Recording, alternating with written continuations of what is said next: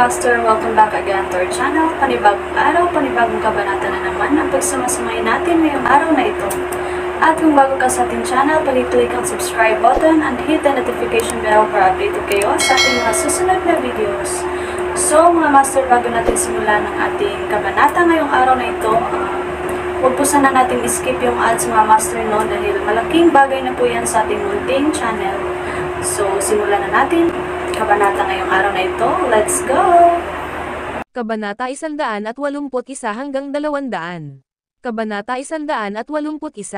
Napalunok, dinilaan ni Zack ang tuyong labi at ginawa ang lahat para pigilan ang panginginig ng boses. Mula kaninang umaga, ang Hansel Index ay bumaba ng 3,000 puntos at ang 15 bilyon na na-invest natin ay naging kabuuang 29.6 bilyon. Sa isang umaga lang, kumita na tayo ng 14.6 bilyon. Stop God. Mr. Lane, ikaw talaga ang Diyos ng mga sapi. Napailing si Zack habang nagsasalita. Kasabay nito, ang mga stock traders sa silid ay tumingin kay Jasper na may mga titig ng lubos na paghanga. Bilang mga Verdugo na sumunod lamang sa kanyang mga utos, mas alam nila kaysa sino man kung gaano kadesidido at intelektual ang mga utos ni Jasper. Marami sa kanyang tila hindi maipaliwanag na mga order ay napatunayang may walang katulad na pag-iintindi sa kinabukasan, dahil ang patuloy na nagbabagong merkado ng kapital ay lilipat ng napakaikling sandali pagkatapos. Para bang nakikita ni Jasper ang bawat lihim sa taksil na capital market na ito. Si Jasper, na nakasuot ng solemne na ekspresyon nitong mga nakaraang oras, sa wakas ay ngumiti at sinabing, "Sige.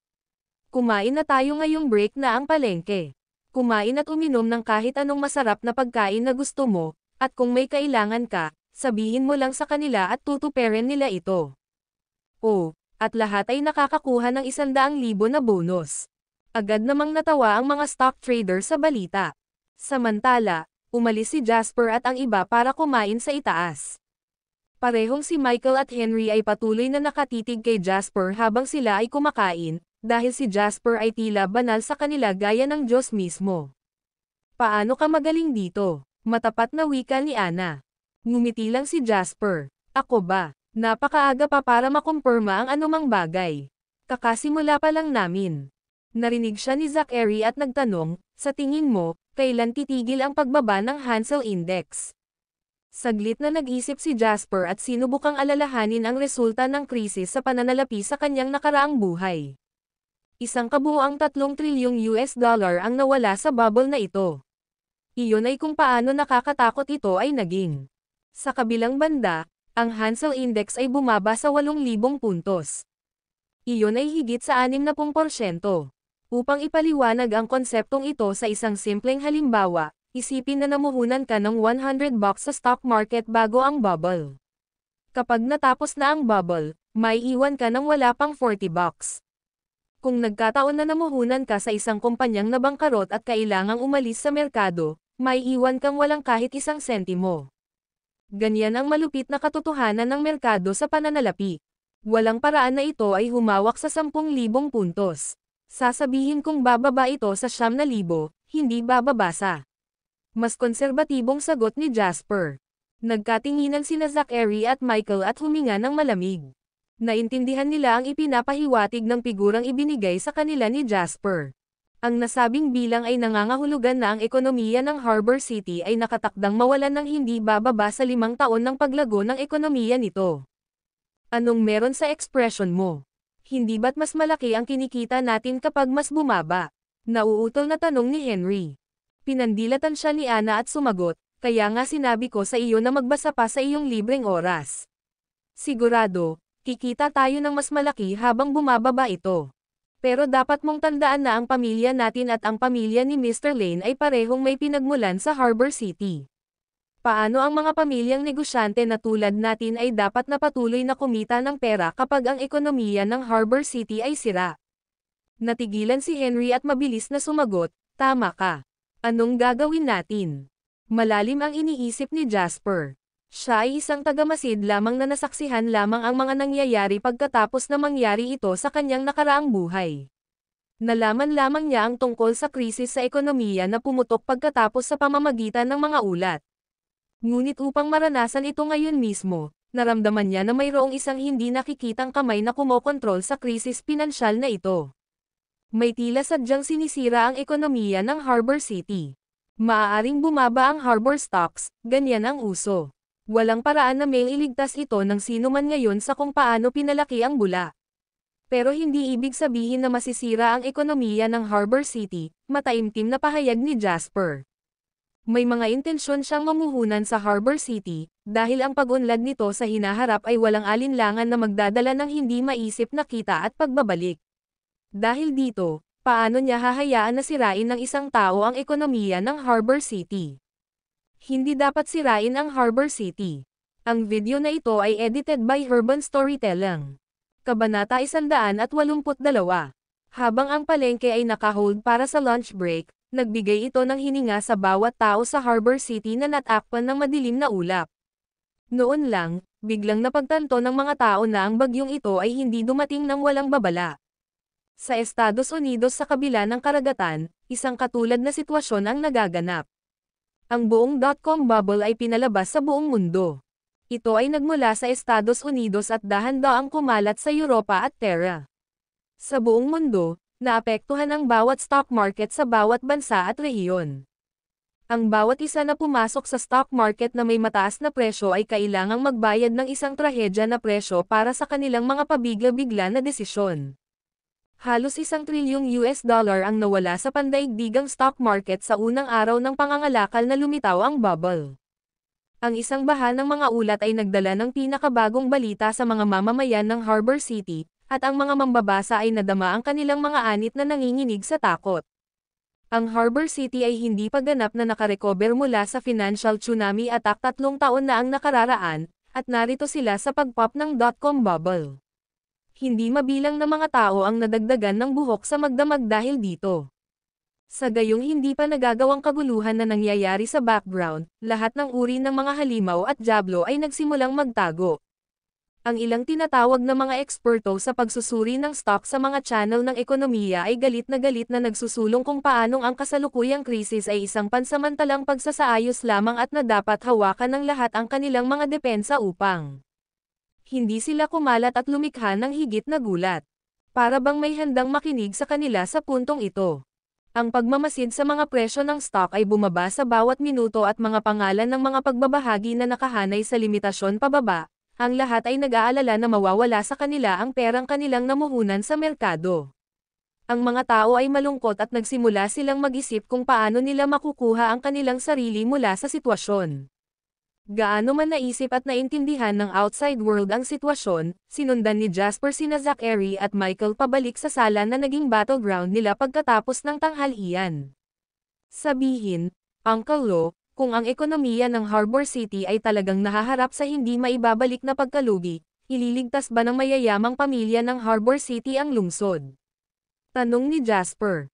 Walang pagdadalawang isip na sagot ni Zachary, oo, or at least, most of us will. Ito ay tulad ng krisis sa ekonomiya 3 taon na ang nakakaraan. Karamihan sa mga mayayamang negosyante ng Harbor City ay nakipagtulungan upang ipagtanggol laban sa pagsalakay ng mga Western investor. Ang Harbor City ay ang aming tahanan, pagkatapos ng lahat, at walang sino man ang hindi kasama. Kung masisira ang ekonomiya ng Harbor City, wala rin tayong maaasahang mayayamang pamilya. Ang pagbabalanse ng mga kalamangan at kahinaan, sa tingin ko karamihan sa mga tao ay masasabi kung alin ang mas mahalaga. Ang mga salita ni Zachary ay nagbigay kay Jasper ng isang bagay upang isipin. Tingnan muna natin kung paano ito mangyayari. Napabuntong hininga si Jasper. Sa kabila ng pangako ni Zachary sa kanya, hindi maiwasan ni Jasper na isipin na may higit pa sa pangyayaring ito. Kung ang target ng misteryosong puwersa ay ang ekonomiya ng Harbor City, kung gayon ay hindi makatuwiran para sa kanila na baliwalain ang lakas ng mayayamang pamilya ng Harbor City. Ang pinakamalaking problema ngayon ay ang kaaway ay nasa dilim. Walang sapat na lead si Jasper para magpatuloy. Gayunpaman, nagkaroon din si Jasper ng kanyang mga pakinabang. Ang kanyang pinakamalaking isa ay kapareho ng kanyang mga kalaban isang nakatagong pagkakakilanlan. Ang tanging aliw niya ay hindi rin sapat ang alam ng kanyang kalaban tungkol sa kanyang sarili. Nang hapong iyon, nagbukas muli ang palengke sa tamang oras. Gaya ng inaasahan ni Jasper, pagkatapos ng maikling pahinga sa tanghalian, natipon ang malakas na mga pondo at nagsimulang tumuon ang labanan sa ilang mga kinatawanang stock. Dahil ilang minuto na lang ang lumipas mula nang muling magbukas ang merkado, pabalik-balik pa rin ang trading ng magkabilang panig. Nagbigay ito ng pag-asa sa hindi mabilang na mga mamumuhunan at muling pinasigla ang kanilang tiwala sa merkado. Gayunpaman, alam ng mga tao sa industriya, tulad ni Jasper, na ito ay isang sinag lamang ng liwanag bago dumating ang kamatayan. Gaya ng inaasahan, 10 minuto matapos muling buksan ang merkado, tila walang katapusan ang mga pondo mula sa maikling posisyon. Hindi na ito napigilan ng mga malakas na tao at bumagsak muli ang kanilang linya ng depensa. Sa pagkakataong ito ay isang mabilis na pagbaba. Ang Hansel Index ay agad na bumagsak ng 500 puntos. Ang tuloy-tuloy na agos ng tubig sa isang ilog ay biglang naging talon na bumagsak sa bangin. Nag-spray ito sa lahat ng dako na parang avalanche, at walang makakapigil sa pag-atake mula sa maikling posisyon. Nag-crash ang market, biglang nagsalita si Jasper, nakatitig sa kagilahil-alas na tanawin ng puro, tragic grin sa screen. Halos lahat ng stock ay bumababa. Ang video na ito ay edited by Urban Storytelling. Kabanata 183. Nang mga sandaling iyon, ang mga tawag ay sumabog sa telepono ni Zachary. Lahat sila ay mula sa mayayamang pamilya ng Harbor City, ang ilan sa kanila ay humawak pa ng mga matataas na posisyon sa gobyerno ng Harbor City. Mayroon silang isang layunin. Sa harap ng kasalukuyang krisis sa ekonomiya ng Harbor City na napakatindi, ang mga mayayaman ay nagngangalit at naliligaw. Kailangan nilang makipag-usap ng isang plano. Habang hawak ng mga mayayaman ang buhay ng ekonomiya ng Harbor City sa kanilang mga kamay, sila lang ang may kapangyarihang magpabagal sa mga oras na iyon.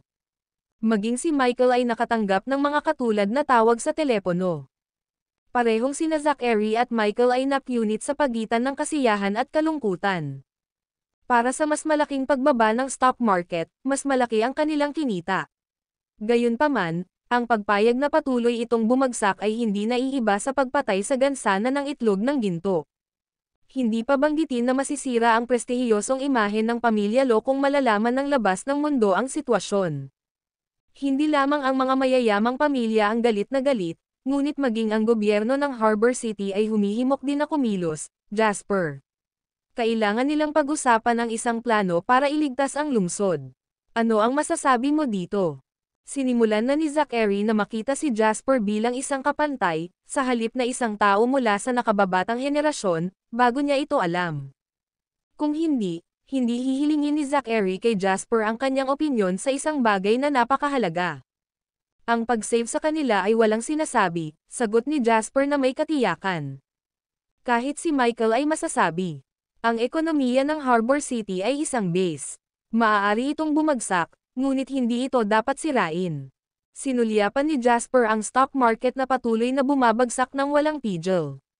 Ang Harbor City ay kasalukuyang mayroong humigit kumulang 1,300 na mga stock sa merkado at higit sa 900 sa kanila ay umabot sa limitasyon. Sa takbo ng mga bagay-bagay, hindi bababa sa 1,000 stock ang maaabot ang limitasyon bago magsara ang merkado ngayong gabi. Ito ay isang sitwasyon na hindi pa nararanasan ng Harbor Stocks mula noong unang pagbubukas nito.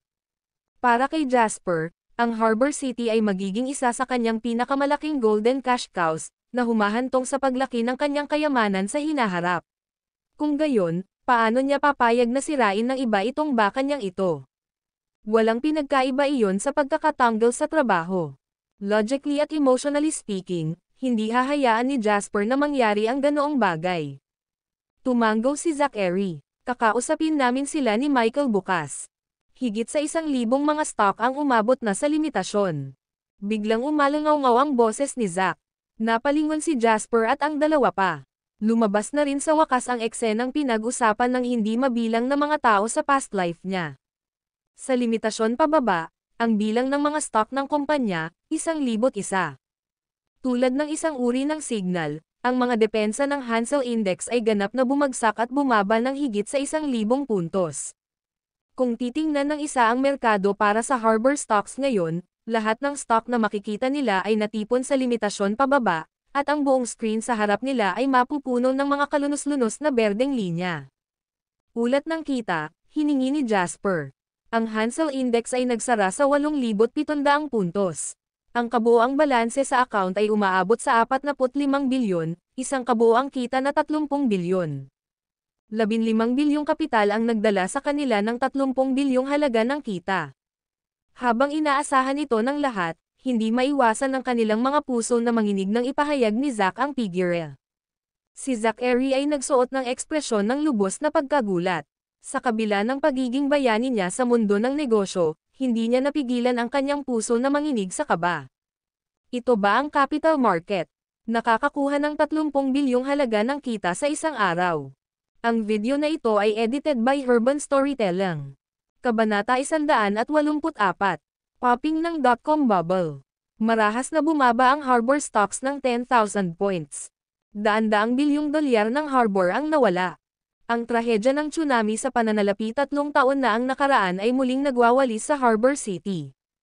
Nasa panganib ang ekonomiya ng Harbor City, tanong ng mga mamamayan ano ngayon. Hindi mabilang na mga artikulo ng balita ang kumalat sa buong Harbor City noong gabing iyon. Halos lahat ng mamamayan ay apektado ng krisis. Pagbukas ng telebisyon, ang bawat channel ay nag-uulat ng krisis sa ekonomiya ngayon. Ang talagang nagpalamig sa puso ng mga sibilyan ay ang boss ng Carefreenet, isang kumpanya ng internet sa stock market, ay nabangkarot at nagpatuloy sa pagpatay sa sarili at sa kanyang mga anak sa pamamagitan ng pagtalon mula sa rooftop. Isang tunay na trahedya. Ang kalungkutan at takot ay makikita sa lahat ng dako sa Harbor City. Samantala, isang masayang party ang ginanap sa isang rural at ligtas na villa sa isang lugar sa Harbor City. Haha, sa ilang taon na ito, hindi ako naging kasing saya ko ngayon. Itinaas ni Bob ang kanyang baso ng alak at kinapa ito ng kay Kennedy na may ngiti sa kanyang mukha habang nagsasalita. Ngumiti si Kennedy at sumagot, oo. Halos 10 bilyon ang kinita natin ngayon. Ano ang mas mabuti kaysa kumita ng pera? Pero may kakaiba pa rin sa akin. Hinaplos ni Bob ang kanyang baba at ipinaliwanag, ayon sa aming mga hula, alam namin na ang Harbor stocks ay tiyak na magkakaroon ng marahas na pagbaba, ngunit hindi namin inaasahan na sila ay bumaba ng ganito. Masyadong exaggerated. Halos mabigla ako sa Hansel Index na bumaba ng 10,000 puntos sa loob lamang ng isang araw. Ang aming mga pondo lamang ay hindi makakakuha sa amin ng resultang ito, nakasimangot si Bob at nag-voice out. Mukhang nag-iisip din si Kennedy. Na-realize ko rin kaninang hapon. Dapat mayroong isa pang entity sa merkado bukod sa amin at ang kanilang mga pondo ay hindi sa anumang paraan na mas mababa kaysa sa amin. Nanindigan din sila, at kung hulaan ko, masasabi kong nakapaghanda sila ng hindi bababa sa 10 bilyong pondo. Sino sa tingin mo ito? Nagtatampo na tanong ni Bob. Hindi ko alam, ngunit malamang na hindi ito ang mga lokal na puwersa ng Harbor City. Si Kennedy ay nagbigay ng kanyang sariling mga pagbabawas. Sa sandaling iyon, bumaba si Rogers sa hagdan ng villa na may nakaka-relax na ekspresyon at lumingon kay Kennedy. Ang punong tanggapan ng Quantum Funds ay napakasaya sa aming mga resulta, aking mga kaibigan. Ang mga namumuhunan sa Wall Street ay may malaking kita din. Hindi ba dapat lahat ng magandang balitang ito ay ipagdiwang? Hindi makatutol, nakangiting tumango sina Kennedy at Bob. Pagkatapos, sinabi nila sa kanya ang kanilang mga hinala. Sumimangot si Rogers, ngunit hindi nag-aalala ang kanyang ekspresyon. Marahil ang iba pang mga kabisera ng Europa ay naibenta, o maaaring isa pa ito sa iyong mga kapitbahay ng Summerlin. Ngunit maaari kong kumpirmahin na ang kabisera ay hindi mula sa Wall Street. Abangan bukas, mag-iingat kami para sa kanilang susunod na aksyon, malinaw na sagot ni Rogers. Nag-alinlangan si Bob bago siya nagsalita, Mr. Rogers, ang aming orihinal na plano ay ibagsak ang Hansel Index ng 10,000 puntos sa loob ng 3 araw. Pero first day pa lang at bumaba na ng 9,000 points ang Hansel Index. Kung magpapatuloy ito, ang gobyerno ng Harbor City at ang iba pang mayayamang pamilya ay magtutulungan para tumulong. Pinutol ni Kennedy, natanggap ko na ang kanilang mga tawag ngayon, na nagsasabi na ang 4 na pangunahing pamilya ay dapat gumawa ng isang plano at isa publiko ito, pagkatapos ay makipagtulungan sa iba pang mayayamang pamilya upang iligtas ang lungsod. Ngumiti ng mapaglaro si Rogers. Nakakahiya na hindi nila alam na kabilang sa 4 na pangunahing mayayamang pamilya ng Harbor City, hinahangad mong bumaba ang Harbor stocks. Malinaw na sagot ni Kennedy, gayunpaman, hindi mo maaaring hayaan silang malaman, o hindi bababasa, hindi pa.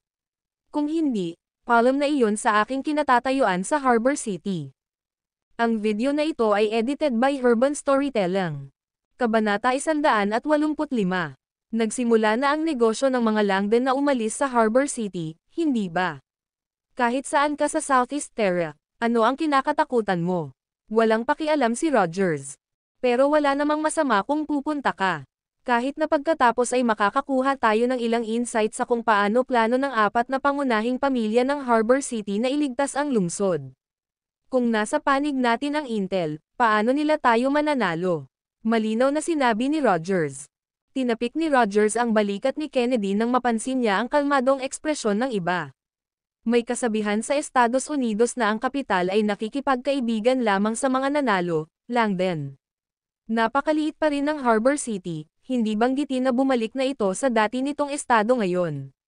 Dapat mong malaman na ang kanluran ay kung saan umiiral ang tunay na langit para sa mga taong katulad mo.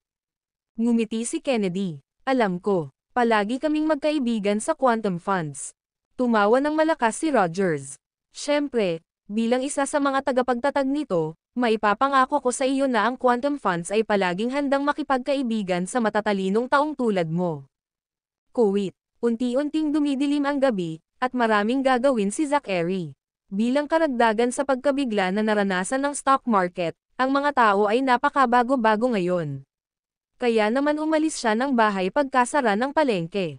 Lalo na sa mga panahong tulad nito na naging mas abala ang mga kilalang tao tulad ni Zachary at Michael, para sa karamihan ng mga tao ay inaasahan na ang mayayaman ay magbibigay sa kanila ng mga hakbang sa pagliligtas. Samantala, kailangan ding ipakita ng kanilang mga kumpanya ang kanilang presensya para pakalmayan ang puso ng mga sibilyan. Si Jasper naman ay marami na ngayong libreng oras. Sa pagmamasid sa sitwasyon sa stock market ng Estados Unidos, napagtanto ni Jasper na ang pag-unlad nito ay sa panimula ay naiiba sa kanyang nakaraang buhay. Marahil ito ay ang kanyang paglahok sa Harbor stocks, ngunit ang lakas at bilis ng bagyong ito ay lubhang nadagdagan. Ang Harbor stocks ay bumaba lamang ng 10,000 puntos 3 araw pagkatapos magsimula ang bagyo sa kanyang nakaraang buhay, ngunit bumaba ito ng higit sa 9,000 puntos sa isang araw sa oras na ito.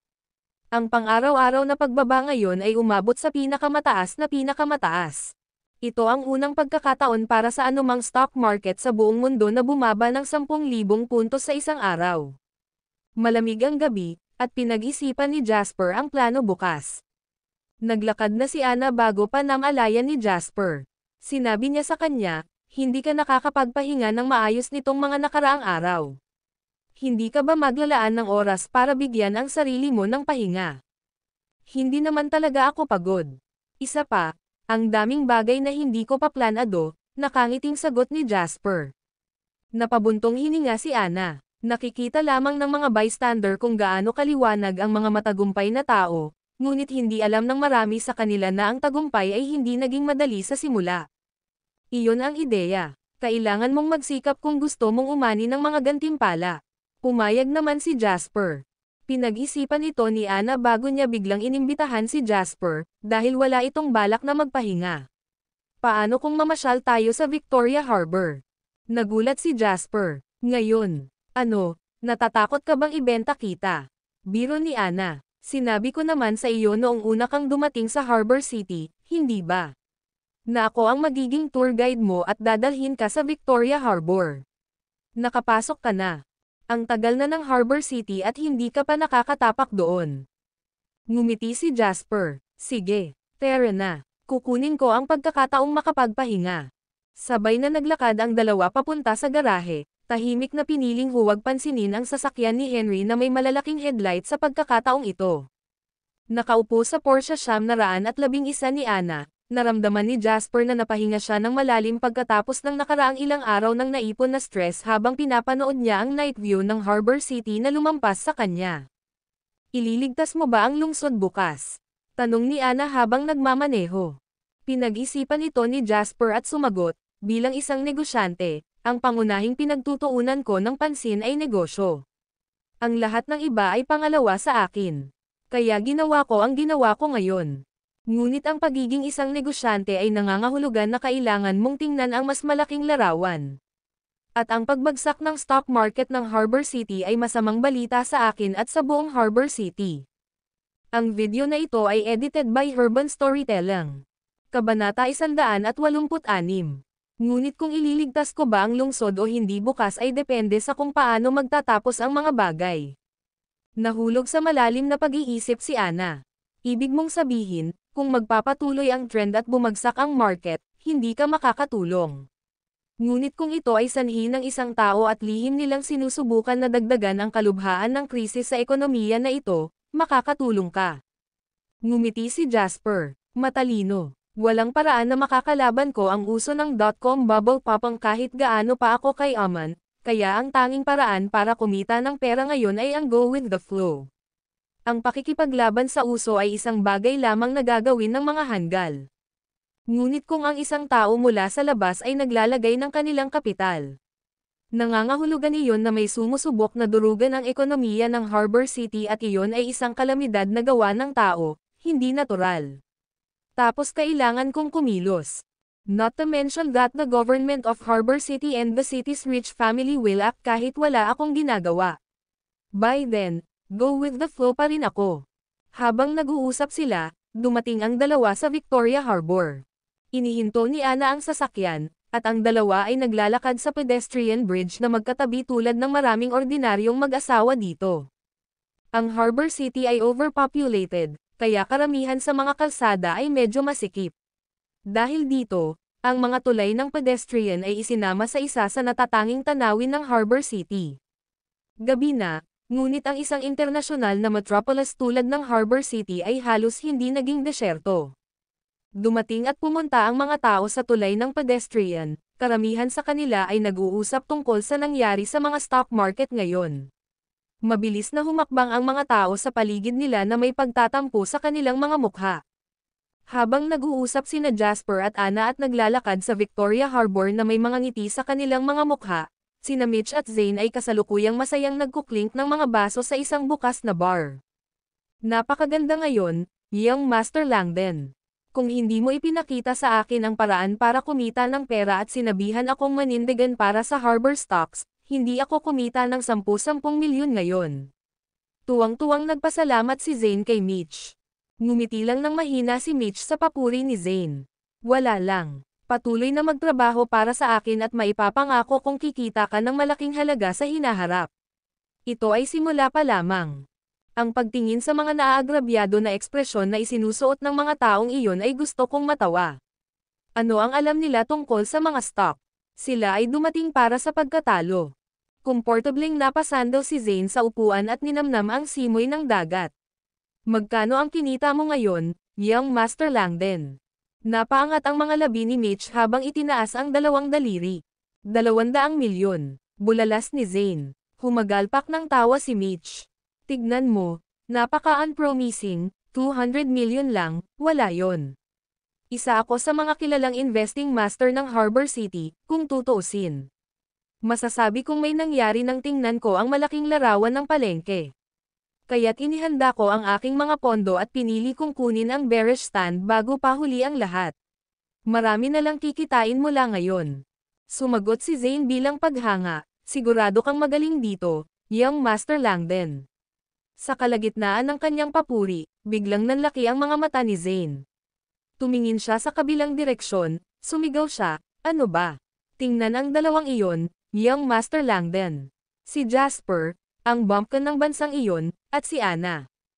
Nang marinig si Zane, agad na iniangat ni Mitch ang kanyang ulo upang makita ang isang mag-asawang naglalakad sa tabi ng daungan sa hindi kalayuan, papalapit sa kanilang direksyon. Habang dim ang ilaw sa paligid nila, madaling masabi ni Mitch ang pagkakakilanlan ng dalawa.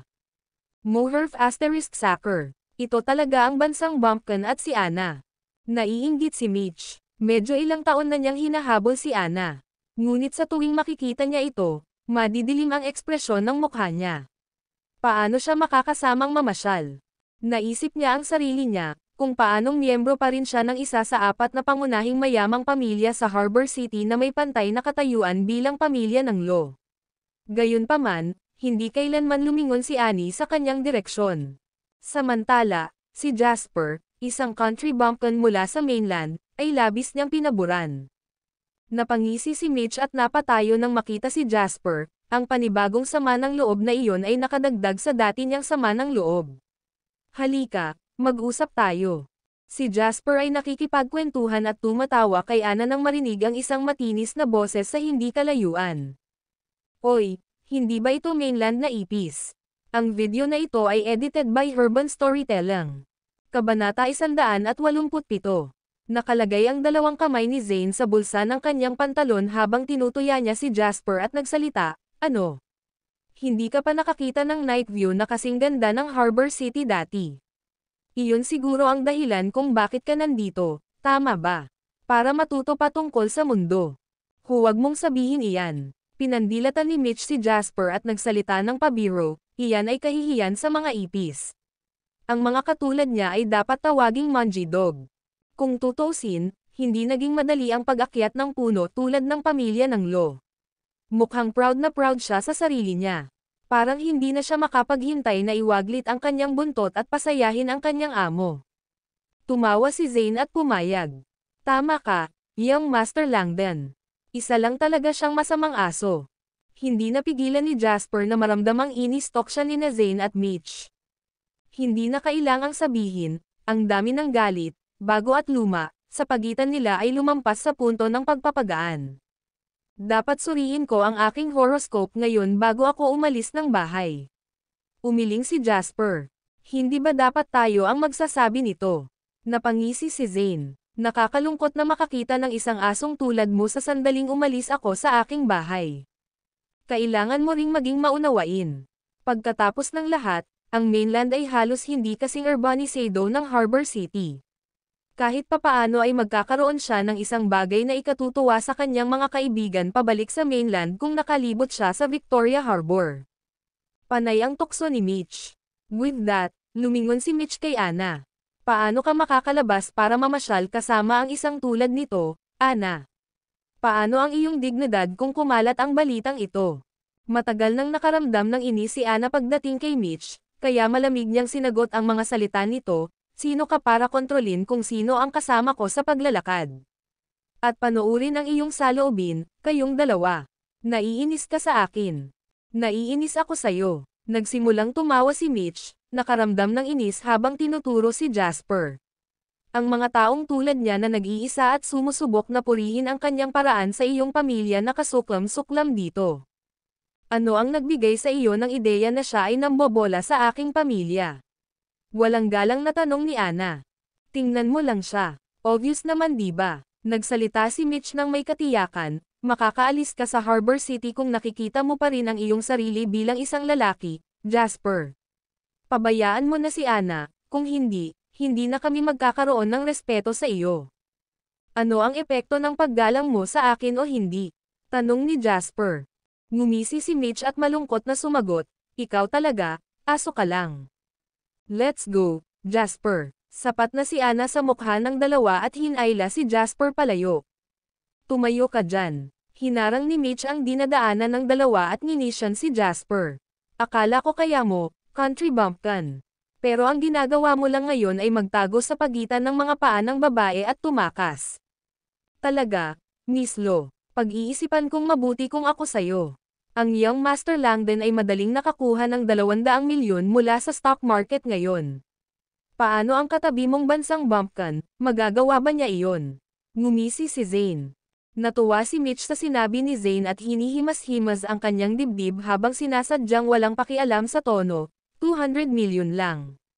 Masasabi ko na mula sa trend na ang index ng Harbor Stock ay babagsak. Kaya naman naghanda ako ng pera at nagbukas ng posisyon para sa isang bearish stand. Madali lang kumita ng kaunting pera. With that, lumingon si Mitch kay Jasper at ngumisi. I'd f sick of soon if I were you, you mainland country bumpkin. Ang Harbor City ay hindi isang lugar para sa mga taunan tulad mo. Sa pagkakataong iyon, tumawa lang si Jasper bilang hindi pagsang-ayon. Maraming pera ba ang 200 milyon? Ang video na ito ay edited by Urban Storytelling. Kabanata 188. Paf! Humagalpak ng tawa si Mitch sabay tawa habang natatawa. Ano yung narinig ko? Ang 200 milyon ay hindi malaki, ngunit kaya mo bang kumita ng marami? Maswerte ka lang, at kumita ka lang sa makulimlim na negosyo, kaya paano mo may kukumpara sa akin? Kumita ako gamit ang sarili kong kakayahan. Oo, isa ka lang bumpkin ng bansa at naglakas loob kang ikumpara kay Young Master Langdon. You're a humiliation to all of us with the last name starting with L, malamig na sagot ni Zane at sinabi ng isang tabi. I'm sorry. I think madi-disappoint ko kayo. Ginamit ko nga ang swerte ko para kumita ng pera, pero napakalaki ng swerte ko sa ngayon. Mula sa stock speculation hanggang futures, bihira akong mab-I-go. Sa palagay ko kumikita ako ng ilang bilyon sa loob lamang ng ilang buwan. Nagkibit-balikat si Jasper at napatingin sa dalawa na nanlaki ang mga mata matapos marinig ang sinabi nito. Bahagya siyang tumawa. Tama, magkano ang sinabi mo na ginawa mo? 200 milyon. Ginawa mo lang yung mga scraps sa ginawa ko, so parang baon ko lang yon. Naramdaman ni na Mitch at Zane ang buzz sa kanilang mga ulo at muntik na silang tumahimik.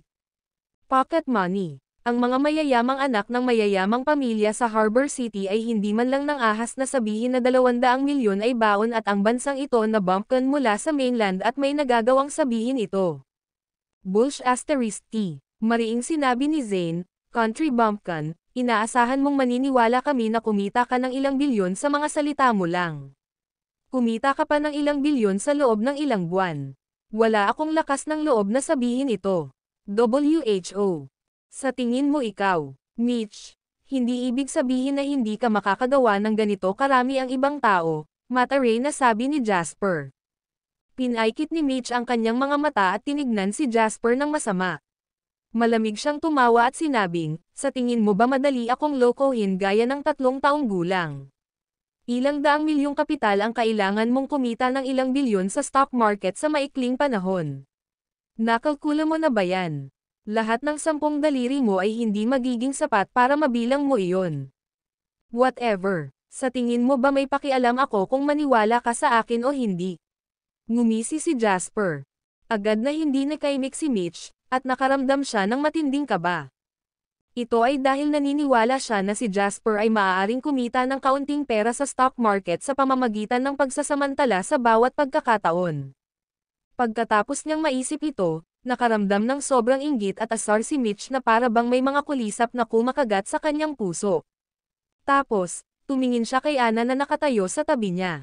Naramdaman lang ni Mitch na natalo siya ni Jasper sa business world at relationship-wise. Ngayon, nadama niya na siya ang bansang bumpkin sa halip. Hehe, ang galing mo. Malamig na ngumiti si Mitch habang nagngangalit ang mga ngipin. Gayunpaman, huwag masyadong masiyahan sa iyong sarili, bansang bumpkin. Darating ang panahon na iiyak ka. Young Master Langdon, nakalimutan mo na ba ang pastahan natin noong nakaraan?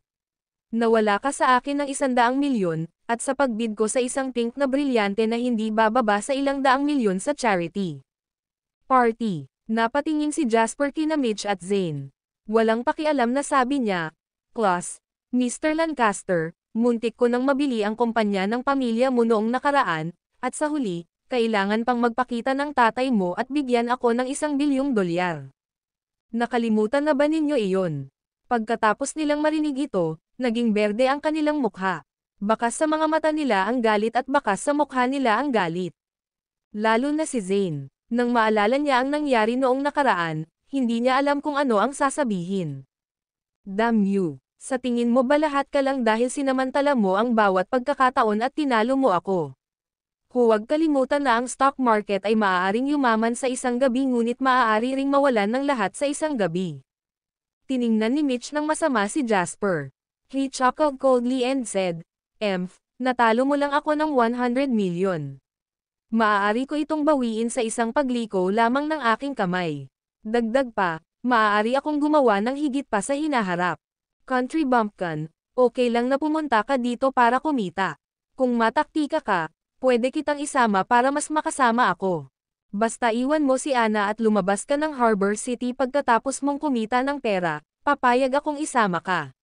This is a once-in-a-lifetime opportunity, kaya huwag mo akong sisihin kung bakit hindi kita binibigyan ng ganitong pagkakataon. Ngumiti si Jasper. After you let me tag along, then we'll watch harbor stocks continue plummeting, yeah. Ito ay magpapalala lamang sa isang masamang sitwasyon.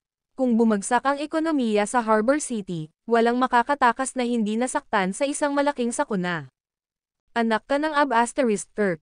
Itigil ang pagsasabi nito na parang ikaw ay napakataas at makapangyarihan. Hindi ka ba kasali sa stock market para kumita? Naiinis si Mitch nang makitang mapagpanggap si Jasper. Tumingin siya kay Ana. Ana, nakita mo ba yon? Hindi siya pumunta dito para kumita. Malinaw na ginagawa niya ang isang aksyon para sa iyo sa pamamagitan ng pagiging puno ng hustisya. Para mahulog ka sa mga pakulo niya. Sa tingin mo ba ka-level mo si Jasper? Biglang sabi ni Ana. Hindi na siya nakatiis, kaya ibinuka niya ang kanyang bibig at nagalit. Ang video na ito ay edited by Urban Storytelling. Kabanata 189. Nang makita ni Mitch si Ana na pumanig kay Jasper, naramdaman niya ang apoy ng galit at selos sa kanyang dibdib. Puno ng galit ang mga mata niya. Ana, alam kong pure-hearted ka, pero wag kang magpapaloko sa kanya. Sa palagay mo ba ay malapit na siya sa mga batas ng walang lihim na motibo? Kinagat ni Ana ang kanyang mga ngipin sa galit. Gusto niyang sabihin sa kanila na kumikita ng malaki si Jasper sa short sale lang. Dahil sa pangkalahatang kalakaran, babagsak ang merkado ng harbor stocks. Hindi niya kayang labanan ang pangkalahatang kalakaran, at babagsak ang harbor stocks kahit na gawin niya o hindi. Gayunpaman, ito ang sikreto sa pagitan ng mga batas at Jasper, kaya hindi masabi ni Ana sa kanila ang lahat. Tumingin siya kina Mitch at Zane habang malamig na sinabi, Mitch, alam mo ba kung ano ang sinabi sa akin ni Jasper kanina?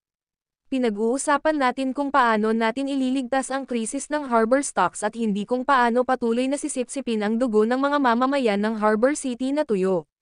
Bilang isang mayamang pamilya, hindi mo ba naiisip ang ekonomiya ng Harbor City? Isang pagliligtas sa merkado. Halos humagalpak ng tawa si Mitch. Jasper. Tinuro ni Mitch ang ilong ni Jasper at hirap huminga dahil sa lahat ng tawanan. Ito ang pagsabog ng dot-com bubble. Alam mo ba kung ano ang ibig sabihin ng pagsabog ng bula? Kumita ka lang sa stock market dahil maswerte ka. Sa palagay mo ba ay nahuhulaan at naiintindihan mo ang lahat? Damn, ito ay isang pandaigdigang krisis sa pananalapi at gusto mong gumawa ng isang pagliligtas sa merkado. Ikaw, isang country bumpkin mula sa mainland. Mamamatay na ako sa kakatawa. Ang harbor stocks ay walang ilang trilyong dolyar.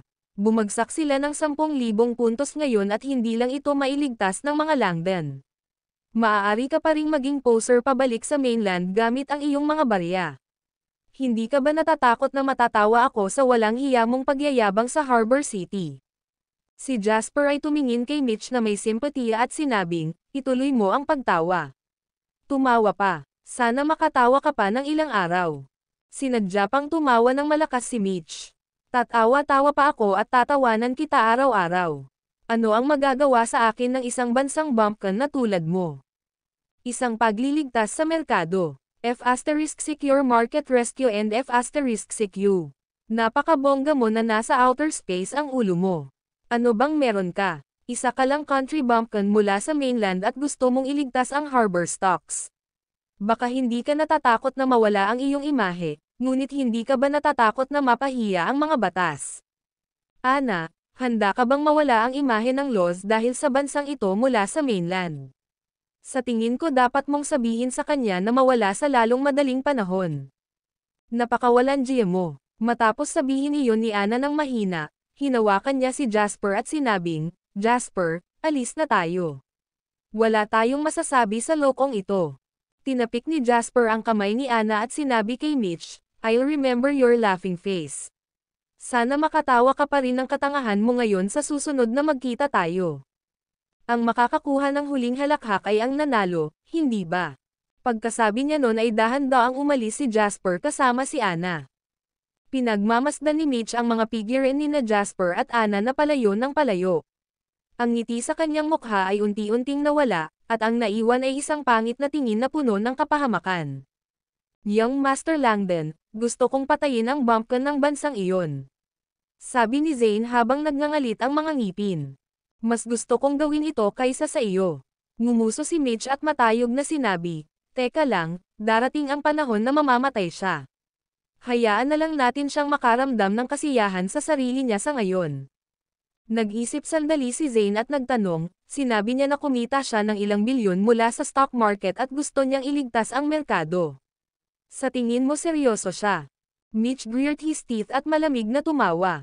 Aniya, I think he did make some money but I'm sure hindi naman aabot sa ilang bilyon. Pakinggan mo lang siya magsalita ng malaki. At gusto pa niyang iligtas ang merkado. Siguradong nananaginip siya. Naalala ni Mitch ang balitang napag-usapan ng kanyang ama sa isang tawag habang nakatayo siya sa harap ng pintuan ng kanyang study. Naramdaman niya ang pag-init ng puso niya. Alam niyang may major sigurong ginagawa ang kanyang ama at may kinalaman ito sa financial crisis. Gayunpaman, hindi sasabihin ni Mitch kahit kaninong tungkol sa sikretong ito. Nang maisip niya ito, napangiti siya. Jasper, kahit na ikaw ang lahat ng iyon, ngunit magagawa mo bang mas mahusay kaysa sa mga Langdon? Bukas, ilabas natin lahat ng ipon natin para sa isang short sale. Gagamitin natin itong once-in-a-lifetime chance para yumaman magdamag. Nagulat si Zane nang marinig niya ito. Sabi niya, lahat ng ipon natin. Hindi ba medyo delikado ito? Ano ang kinatatakutan mo? Sinaman ng tingin ni Mitch si Zane. Gawin mo lang ang sinasabi ko. Mayroon akong mga sumusunod, at nakakuha ako ng ilang impormasyon na ang krisis sa pananalapi sa pagkakataong ito ay hindi magiging napakasimple. Maaga pa lang, at gustong makipaglaban sa akin ng bumpkin na iyon. Pagkatapos kong kumita ng sapat, papatayin ko siya. Napaisip si Zane at nagngangalit na sinabi, sige, gagawin ko ang sinabi mo. Kukuha ako ng pera bukas. Ang video na ito ay edited by Urban Storytelling. Kabanata 190. Pagkaalis ng Victoria Harbor, dahil kay Mitch at sa barkada niya, nasira ang mood nila kaya dumiretso sila sa bahay.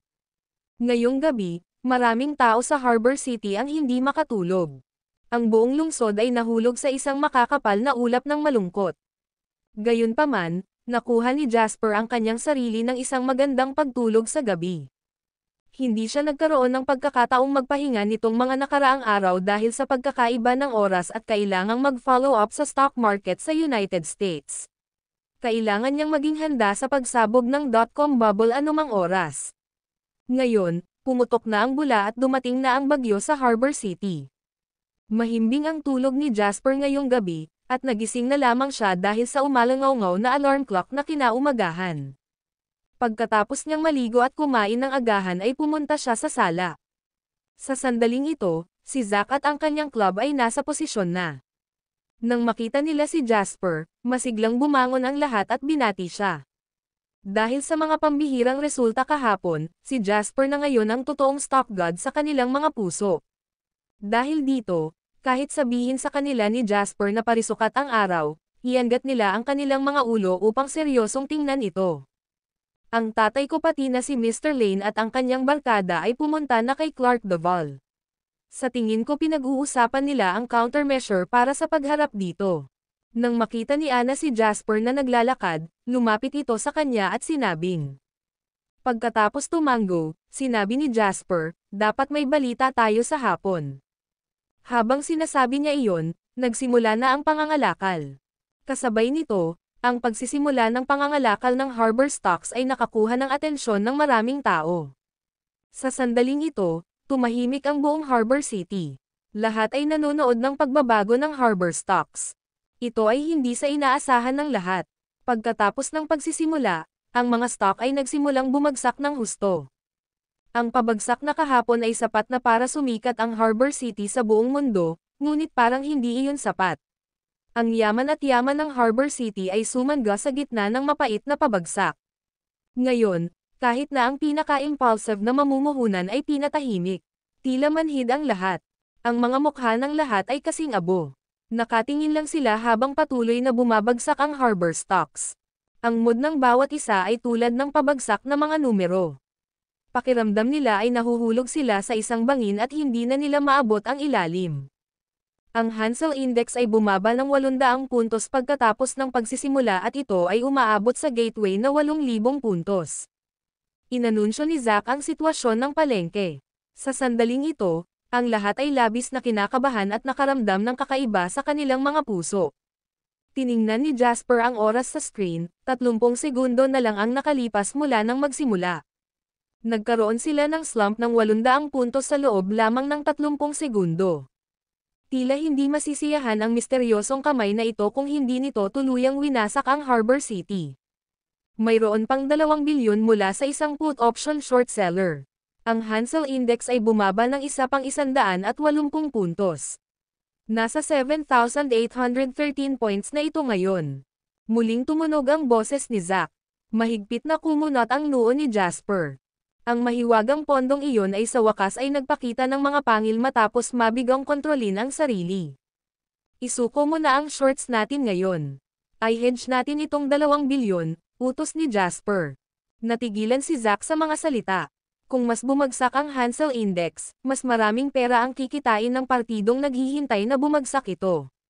Gayunpaman, hinihiling ngayon sa kanila ni Jasper na pigilan ang kabilang partido habang nahaharap sa pagkasira ng ekonomiya ng Harbor stocks. Ang ibig sabihin ng hedging ay bibilhin ni Jasper ang ibinebenta ng kabilang partido. Kung mas maraming ibinebenta ang kabilang partido, mas maraming bibilhin si Jasper. Sa ganoong paraan, magkakaroon ng 2 matagumpay na paghahatid at mapipigilan nito ang pabagsak na Hansel Index mula sa paglubog ng higit pa. May isa pang pangalan para dito, at tinawag itong proteksyon ng merkado.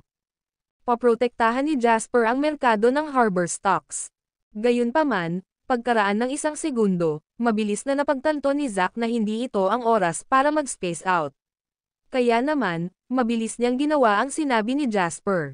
Kasabay nito, nagsimulang makaramdam ng kirot sa kanyang pusong si Zack. Ang video na ito ay edited by Urban Storytelling. Kabanata 171. Para kay Jasper, gusto niyang protektahan ang ekonomiya ng Harbor City kahit na ang ibig sabihin nito ay isuko ang mga tubo na mayroon na siya sa kanyang mga kamay. Anong uri ng pag-iisip ito? Kahit na kumikita sila ng malaki nitong 2 araw at maaaring makakuha ng malaking halaga si Zack, siya at ang kanyang club ay mula sa Harbor City kung tutuusin. Medyo hindi pa rin komportable si Zack kapag pinapanood niya ang ekonomiya ng kanyang tahanan na ninakawan at ninakawan ng iba. Bukod pa riyan, sinisipsip din nila ang dugo ng mga mamamayan at inaalis ang mga resultang natamo ng kanilang ekonomiya pagkatapos ng maraming taon. Gayunpaman, isa lamang siyang may hawak na trabaho. Wala siyang kakayahan, at ang kanyang mga salita ay walang halaga, kaya't imposible para sa kanya na gumawa ng anuman. Gayunpaman, ngayon, parang cardiac stimulant sa kanya ang utos ni Jasper. Mercy Lane ay isang bayani. Bulong ni Zack sa kanyang sarili sa kanyang puso. Seryoso ang ekspresyon ni Jasper. Ang pangunahing isyu niya ay may ibang naghuhukay nitong bukirin na Harbor City at hindi niya ito matitiis. Ang bukiran na ito ay makapagbibigay sa kanya ng maraming pagkakataon para kumita ng pera sa darating. Ang katiting na binibitawan niya ngayon ay makapagbibigay sa kanya ng mas maraming espasyo para lumago sa malawak. Kakailanganin niyang ma-farsighted kung gusto niyang magnegosyo. Wala siyang nakikita kung patuloy niyang tinatitigan ang maliliit na tubo na iyon sa kanyang harapan. Ngayon, ang Hansel Index ay bumaba sa 8,000 puntos. Ang limitasyon nito ay ito kahit na walang ginawa si Jasper. Kung patuloy itong mawawalan ng isa pang 1,000 puntos at umabot sa 7,000, ang pamahalaan ng Harbor City ay gagawa ng malakas na aksyon at ang mga milyonaryo na iyon ay magsisimula na ring mag-iniksyon ng mga pondo. Para kay Jasper, nasa bulsa na niya ang 70% ng perang maaari niyang kumita. Para sa natitirang 10%, ito ay magiging isang karapat-dapat na kalakalan kung ito ay makapagbibigay sa Harbor City ng mabilis na umuunlad ang ekonomiya sa susunod na 20 taon. Sa Harbor Stocks Trading Center, nawalan ng pag-asa ang lahat nang makita nila ang 2 bilyong ipinapakita sa screen. Para sa kanila, ang Harbor Stocks ay patuloy na babagsak ngayong umaga gaya ng nangyari kahapon. Patuloy silang magbomba. Nako, ito ay katulad ng krisis sa pananalapi 3 taon na ang nakakaraan. Pareho lang. Isang matandang stock investor ang humagulgol sa harap ng trading hall na may luha sa kanyang mga mata. Lahat ng tao sa paligid niya ay tahimik, at lahat sila ay may kawalan ng pag-asa sa kanilang mga mukha. Gayunpaman, nang ang kawalan ng pag-asa ay nagbabadya sa lahat, isang buy order na 2 bilyon ang lumitaw sa listahan ng kalakalan ng walang anumang babala. Sa susunod na segundo, ang isang buying order at isang selling order ay hedging. Ang Hang Seng Index ay mahimalang na stable sa 7,813 puntos at hindi na bumaba. Anong nangyayari? May kumain ba ng order na 2 bilyon? May sumigaw ng malakas. Ang malakas na boses na ito ay nakakuha ng atensyon ng lahat. Nang mapagtanto nilang hindi ilusyon ang kanilang nakikita, may sumigaw, may ginawa ba ang 4 na mayayamang pamilya? Siguro ang gobyerno ng Harbor City ang nag-inject ng emergency funds sa market. Kabilang sa kaguluhan, sa loob ng Law Manor na mahigit 1 kilometro ang layo. Mayroon 15 stock traders at lahat ay gumagamit ng kanilang sariling mga account upang ipakita ang order na binili nila na may 100 milyon. Ang 15 order na ito ay magiging kasangkapan para sa amin upang maprotektahan ang merkado at lumaban. Sumimsem si Jasper sa spring tea na iniabot ni Anna habang nakatitig sa screen at umorder. Sa loob ng sala, tuwang-tuwa ang lahat ng mga stock trader na namumula sa kanilang mga mukha. Wala sa kanila ang aasahan na mapabilang sa pangkat ng mga bayaning Nagel iligtas ng Harbor Stocks balang araw. May mga bagay na mas mahalaga kaysa kumita ng pera sa buhay ng isang tao. Ang Harbor City ang kanilang tahanan, at ayaw nilang manood habang nawasak ang kanilang tahanan. Sa sandaling ito, lahat ay nagtatrabaho ng mas mabilis at may higit na pananabik kaysa noong galit silang kumita ng pera. Sa susunod na segundo, isang order ang sumikop sa isang linya ng impormasyon. Pagkatapos, lumitaw ang 15 linya ng impormasyon at 15 purchase order sa listahan ng kalakalan ng Harbor Stocks. 15 utos, 15 impormasyon sa pagbili. Lahat sila ay hindi bababa sa 100 milyon. Nakasilaw at maliwanag na ipinakita ang mga ito sa screen, na sumasakop sa listahan ng pagbili na walang laman sa loob ng isang araw at kalahati. Ang purchasing order na 1.5 bilyon ay parang walang tunog at walang hugis, ngunit sa sandaling iyon, ito ay isang mensahe na mauunawaan ng lahat sa Harbor City habang umaalingaw ito sa puso ng lahat. Kapag ikaw ay nasa kawalan ng pag-asa at kapag ikaw ay pakiramdam na walang magawa, may isang taong nagpoprotekta at Nagel iligtas sa ekonomiya ng Harbor City. Sa sandaling ito, sa isa pang liblib na villa sa kabilang panig ng Harbor City, mahigpit na kumunat ang noo ni Bob. May nanggugulo. Ang video na ito ay edited by Urban Storytelling.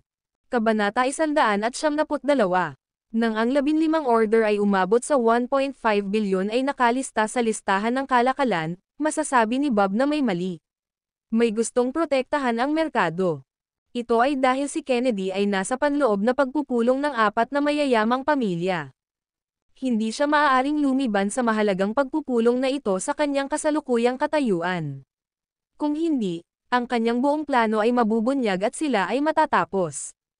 Dahil dito, si Bob ang kumokontrol sa sitwasyon. Gayunpaman, hindi nila inaasahan na may gagawa ng isang bagay sa sandaling ito. May ginawa ba ang 4 na mayayamang pamilya at ang gobyerno ng Harbor City para iligtas ang lungsod? Imposible. Hindi sila magiging mabilis. Mr. Lancaster, may lumamon sa order na binenta namin kanina sa isang kisap mata.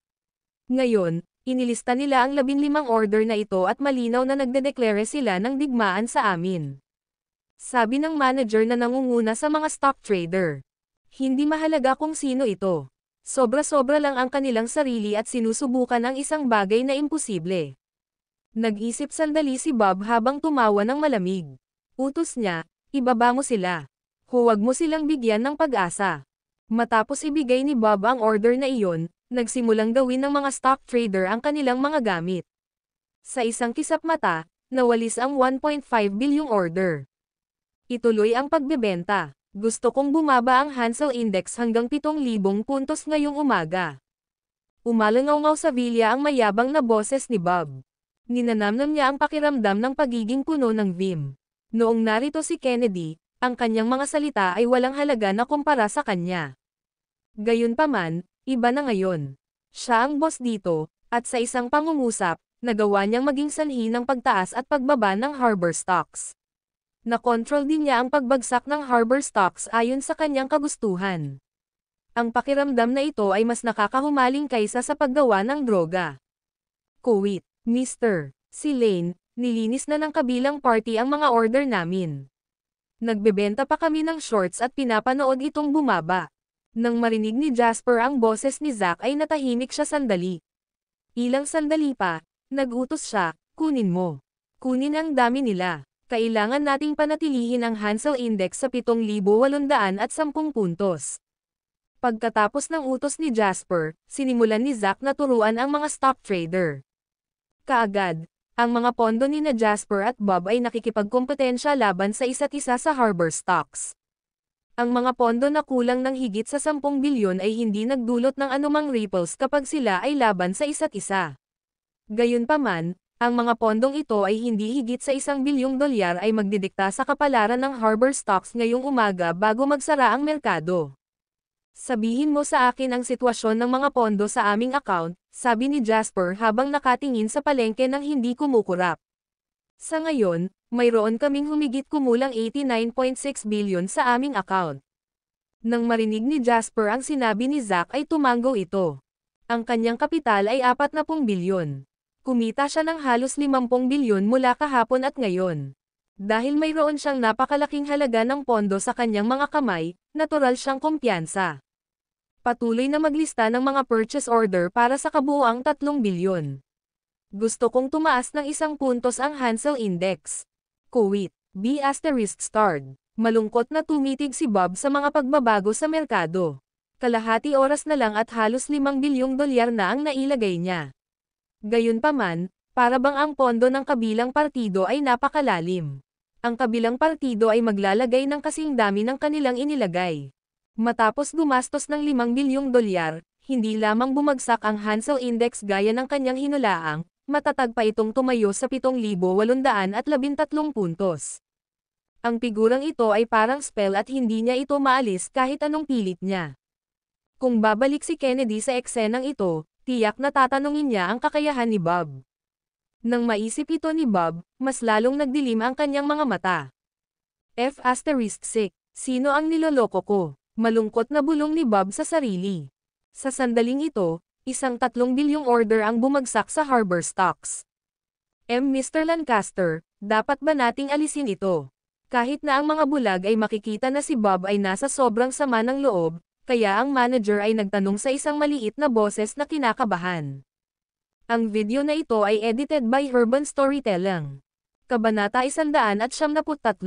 Basura. Kung hindi natin ibababa, panoorin ba natin silang itaas ang merkado? Matatapos din tayong lahat kapag tumaas ang Hansel Index, di ba? Galit na sigaw ni Bob, at halos mabasa ng laway niya ang mukha ng manager. Hindi namin siya maaaring hayaang itaas ang merkado. Ang mga mata ni Bob ay kumikinang na may nakakatakot na kislap. Kapag ang merkado ay stable o kahit na magkaroon ng isang sulyap ng isang rally, pagkatapos ay ang mga mamumuhunan ay mag-iisip na ang oras para sa ilalim ng pangingisda ay narito na. Kapag nag-comeback sila, magkakaroon tayo ng malaking problema. Panipi. Nang maisip ito ni Bob, malakas siyang sumigaw, ituloy ang pagbagsak ng presyo. Ayaw kong maniwala na marami siyang pera para paglaruan ako. Kuwait. Ang mga magulang ng 4 na pinakamayayamang pamilya ay magkasamang nakaupo at nag-uusap sa bahay ni Clark. Hindi natin mapapanood ang pagbagsak ng Harbor stocks. Iminumungkahi kung lahat tayo ay kumuha ng ilang pondo. Kailangan nating patatagin ang merkado. Sabi ng hari ng barko, na siya ring pinuno ng mga boil, na may seryosong ekspresyon sa mukha. Tama ka, pero hindi natin alam kung sino ang kabilang partido o kung magkano ang pondo nila. Paano kung mahulog tayo sa bitag nila kung gagawin lang natin ito ng walang taros? Walang pakialam na sabi ni Kennedy. Kung gayon, ano ang dapat nating gawin? Panoorin na lang ba natin ito at walang gagawin? Ang lahat ng tao sa labas ay naghihintay para sa amin upang sabihin ang isang bagay, sabi ni Spencer Boyle. Pakiusap huwag maiinip, humalaklak si Clark at nilingan si Zachary. Sabi niya, Old Man Lo, ano sa palagay mo? Mahinahon ang ekspresyon ng mukha ni Zachary, at mahinahon niyang sinabi, sinusuportahan ko ang opinyon ng mga Boyle. Bilang apat na pinakamayayamang pamilya, dapat tayong maging mga halimbawa. Sa kabilang banda, kailangan din nating makipag-ugnayan sa gobyerno. Hindi nila maaaring payagan ang ekonomiya ng Harbor City na bumagsak. Sa mga sandaling ito, kumatok ang sekretarya ni Clark sa pinto bago pumasok. Mabilis siyang may sinabi kay Clark. Nagulat si Clark na nakakuha ng atensyon ng tatlo. Pagkatapos ay iwagayway ang kanyang kamay para paalisan ang kanyang sekretarya, malalim na sinabi ni Clark, sa tingin ko, may isang taong nauuna sa atin. Habang sinasabi niya iyon, binuksan ni Clark ang telebisyon at inutusan ang isang tao na i-connecte ito sa Harbor Stocks Market. Kaagad, lumitaw ang sitwasyon ng merkado sa telebisyon. Sa ngayon, 13 minuto na bago magsara.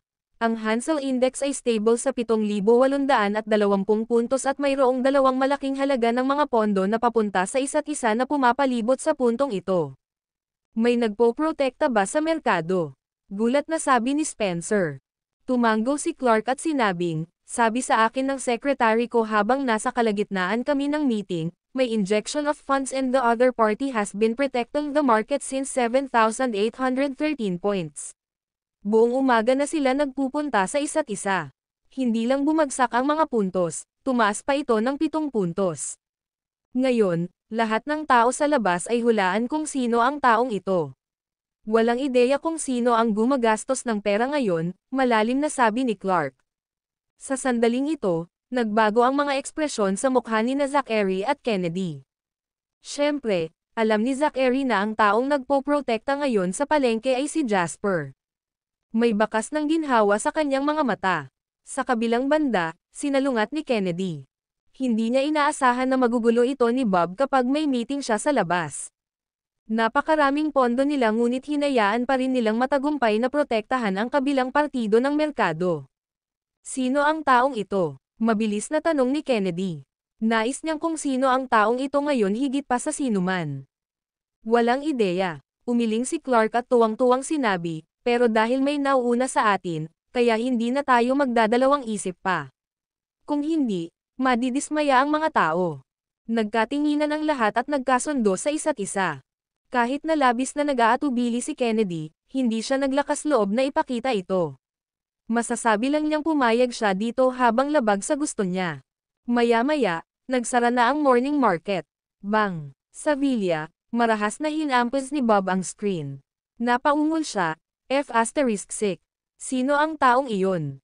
Sino sa inyo ang makakapagsabi sa akin kung bakit hindi lang kayo nabigo na ibaba ang mga puntos, ngunit pumasok ka pa sa bitag ng kabilang partido at nawala ang ilang daang milyon? Ang video na ito ay edited by Urban Storytelling. Kabanata 174. Natahimik ang buong Villa. Sa sandaling ito, gusto ng mga stock trader na huminto sa paghinga. Natakot sila na sa sandaling gumawa sila ng tili, si Bob, na nasa kalagitnaan ng kanyang galit, ay ilabas ang kanyang galit sa kanila. Walang sino man ang nang-ahas na magsalita, ngunit ang lahat ay hindi sumasang-ayon dito sa kanilang mga puso. Ikaw ang nag-utos nito at ikaw ang gumawa ng lahat ng desisyon. Ngayong nahulog ka na sa bitag ng kabilang partido, sinisisi mo ang mga taong nagtatrabaho para sa iyo. Napabuga ng hangin ng malakas si Bob, galit at iritadong nakatingin sa palengke. Mahigpit siyang nagngangalit, walang nakakaalam kung ano ang iniisip niya. Sa sandaling ito, tumunog ang kanyang telepono. Nang makita niyang galing iyon kay Kennedy, bumagsak ang mukha niya. Gayunpaman, nagpasya pa rin siyang sumagot. Ano bang problema mo? Binigyan kita ng kapangyarihan para utusan sila at ikaw ang naging dahilan ng kabuluhan ito. Paano mo inaasahan na ipapaliwanag ko ito kay Rogers? Ang madilim na boses ni Kennedy ay tumunog mula sa kabilang dulo ng telepono.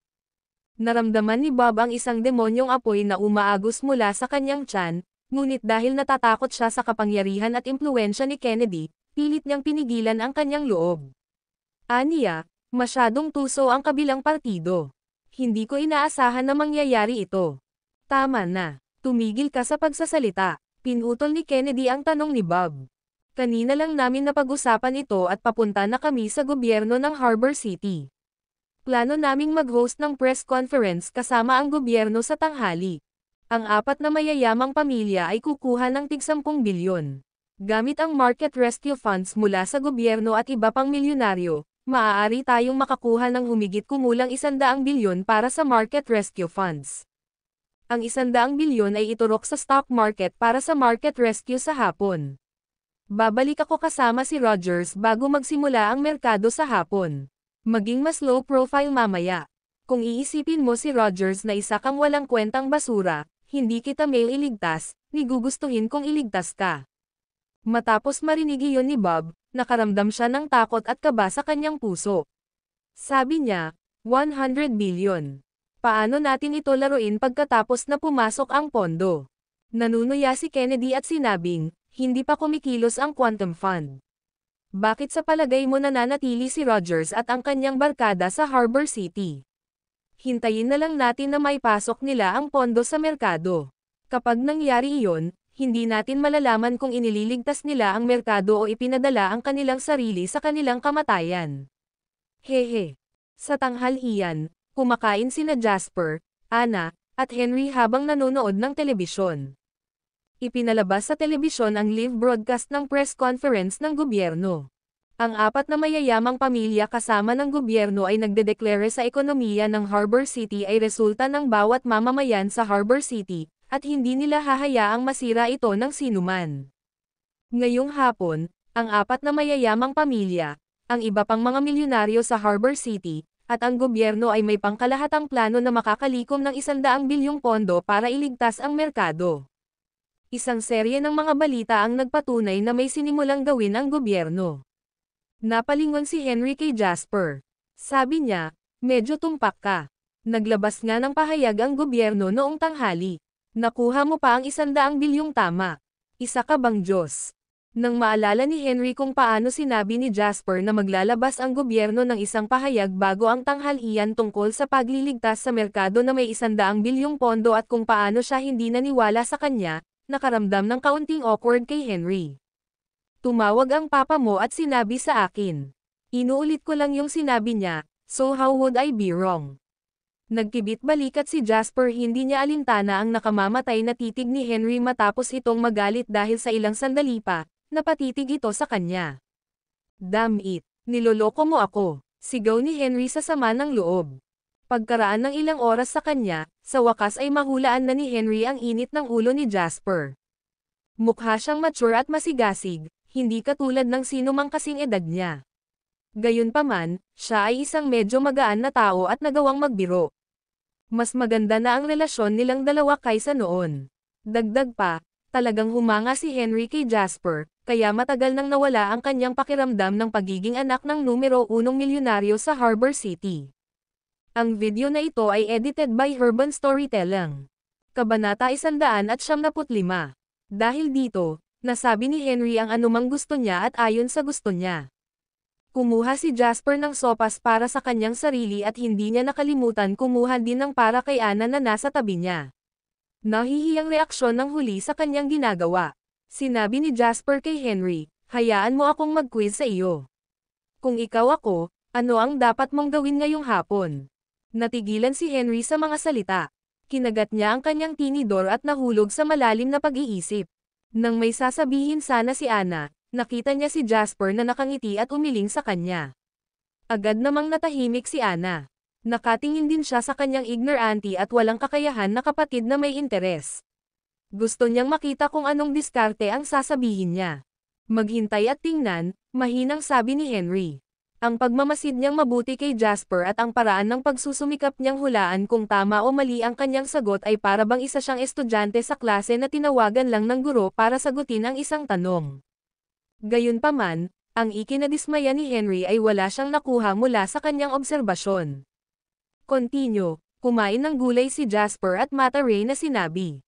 Kasi alam kong nasa 100 billion tayo sa umaga pero hindi natin masyadong pinatalo ang kabilang partido dahil isa lang itong bitag para mawala sila ng 100 milyon. Ang 100 milyon ay isang sampal lang kumpara sa napakalaking halaga ng pondo. Malayo pa ang magagawa niyang magpatalo ng sobra. Nadama ni Henry na hindi niya pinatay ang kanyang mga selula ng utak at pinaandar ang kanyang mga pag-iisip ng marahas pagkatapos ng pagtatapos ng high school. Nagpatuloy siya sa pag-utal. Plus, I remember you said yesterday that the government will rescue the market so the other party must be prepared dahil lahat ay naaayon sa kanilang mga plano. Kaya, kailangan nating makita kung ano ang kanilang gagawin pagkatapos ng pagliligtas sa merkado ngayong hapon. Matapos makinig kay Henry, tumango si Jasper sa ilalim ng kanyang umaasam na tingin at ngumisi. Hindi masama, magandang sagot. Oo, pinitik ni Henry ang kanyang daliri at mayabang na tumikim. Napuno ng kasiyahan ang buong katawan niya. Sabi ni Mr. Lo na talagang napakahirap makakuha ng papuri mula sa bibig ni Jasper. Napatingin si Anna kay Henry na nagtataka. Sa totoo lang, hindi niya inaasahan na ganito ang iniisip ni Henry. Sa pagbabalik tanaw kay Jasper, naramdaman ni Anna sa kanyang puso na ang lalaking ito ay lubhang mahiwaga. Kaya niyang turuan ang isang tanga tulad ni Henry, kaya ano pa ba ang hindi niya magagawa? Hoy, Anna, ang iyong kapatid ay isang mahusay na trabaho, kaya't bakit mo siya tinitingnan ng may paghangang mga mata? Hindi nasisiyahang sabi ni Henry. Hanga ako sa kanya dahil maganda ang ginawa mo. Half a month ago, hindi mo lang alam kung ano ang stock market index, diretsong sagot ni Anna. Napatingin si Henry kay Jasper sa kahihiyan. Sinasabi niya na hindi niya alam kung dapat niyang sabihin ang *CQ sa kanya. Sa pagkakataong ito, tumunog ang telepono ni Jasper. Ito ay mula kay Zachary na dumalo lamang sa press conference. Maya-maya ay ibinaba na ni Jasper ang tawag at pinunasan ang pagitan ng kanyang mga kilay. Anong mali? Nag-aalalang tanong ni Anna. Mukhang hindi na natin maisasakatuparan ang plano ni Henry, walang magawang sabi ni Jasper. Ano? Nagtataka namang tumingin si Henry. Ibinenta ako ng iyong ama. Mukhang nagrereklamo si Jasper. Ngumiti siya ng mapait at sinabing, inirekomenda niya ako na mag-host ng market rescue na may pondong 100 bilyon. Siya mismo ang humihiling sa akin na iligtas ang palengke. Ang video na ito ay edited by Urban Storytelling. Kabanata 196. Ikaw ang host. Natigilan si Henry sa mga salita. Kahit na alam niyang may kakayahan si Jasper na gawin ito, kasama rito ang ekonomiya ng Harbor City, at inirerekomenda niya ang kanyang ama na gawin ito. Kung mas maraming responsibilidad ang isa, mas maraming karangalan ang makukuha ng isa. Kung matagumpay na naisagawa ni Jasper ang market rescue, nagdudulot siya ng sensasyon sa Harbor City. Ang kanyang katayuan at posisyon ay mas mataas kaysa sa kanya. Gayunpaman, kung mabaygo si Jasper, hindi lamang niya kailangang tiisin ang kahihiyan, maaapektuhan din niya ang mga batas. Si Anna din ay mukhang malalim ang gilid ng iniisip. Sa isang banda, ay nalalayan niya si Jasper, ngunit sa kabilang banda, nag-aalala siya na baka mabaygo si Jasper. Siyempre, hiling niya na sana ay magtagumpay ang lalaking ito sa harapan niya. Gayunpaman, ang pagpasok sa merkado ay nagsasangkot ng napakaraming tao at kung may mga pagkakamali, nagdudulot ito ng kawalan ng lunas at malaking problema. Sigurado ka ba dito? Tanong ni Anna sa mahinang boses. Kailangan may gumawa nito. The laws have placed so much value in me so naturally, ayokong mapahiya ka. Gayunpaman, hindi pa ako nagsagawa ng ganitong uri ng quibble na hindi ng 100 bilyon dati. Mukhang seryoso ang ekspresyon ni Jasper. Pagkaraan ng ilang sandali, isang pagsabog ng liwanag ang bumungad sa kanyang mga mata. Gayunpaman, sinabi ko na hindi ko hahayaan na sirain ng sino man ang Harbor City. Kuwait. Sa kabilang banda, isang opisina sa pamahalaan ng Harbor City. Nababaliw na ba kayo? Malakas na sigaw ng isang lalaking nasa 30s na mukhang may kakaibang ugali. Naging berde ang mukha niya. Ang kanyang pangalan ay Jake Cullen, at siya ay isang pambihirang stock trader at investor mula sa Wall Street. Sa loob ng silid, kalmadong nakatingin sa kanya si Zachary at isa pang mataas na opisyal mula sa gobyerno ng Harbor City na halos kasing edad niya. 2 taon na ang nakalilipas, ako ang henyo sa stock market sa Wall Street. Ngayong nakabalik na ako sa Harbor City, hindi ako nabigo pagkatapos mag-host ng higit sa 100 trade war sa stock market. Bukod sa akin, sino pa sa Harbor City ang hitsurang mag-host nitong rescue? Inis na ibinagsak ni Jake ang kamay sa mesa habang nakatitig sa mga taong nakaupo sa harapan niya na madilim ang mukha. Ngayon, inirerekomendo mo ang isang menor de edad na walang sino mang mula sa mainland na nakawin sa akin ang pagkakaroon nito. Ano ang kahulugan nito? Napatingin ang opisyal kay Zachary na walang ekspresyon sa mukha. Maya-maya ay tumawa siya at sinabing, Mr. Cullen, huwag kang magalit. Dapat may mga dahilan si Mr. Law para sabihin ito. Sa totoo lang, nagulat at nahihiya ang gobyerno ng Harbor City sa mungkahi ni Zachary. Ito ay dahil sa Harbor City, si Jake talaga ang nangunguna pagdating sa pagkontrol sa trade war sa stock market. Walang sino man ang may mas mahusay na kwalifikasyon kaysa sa kanya.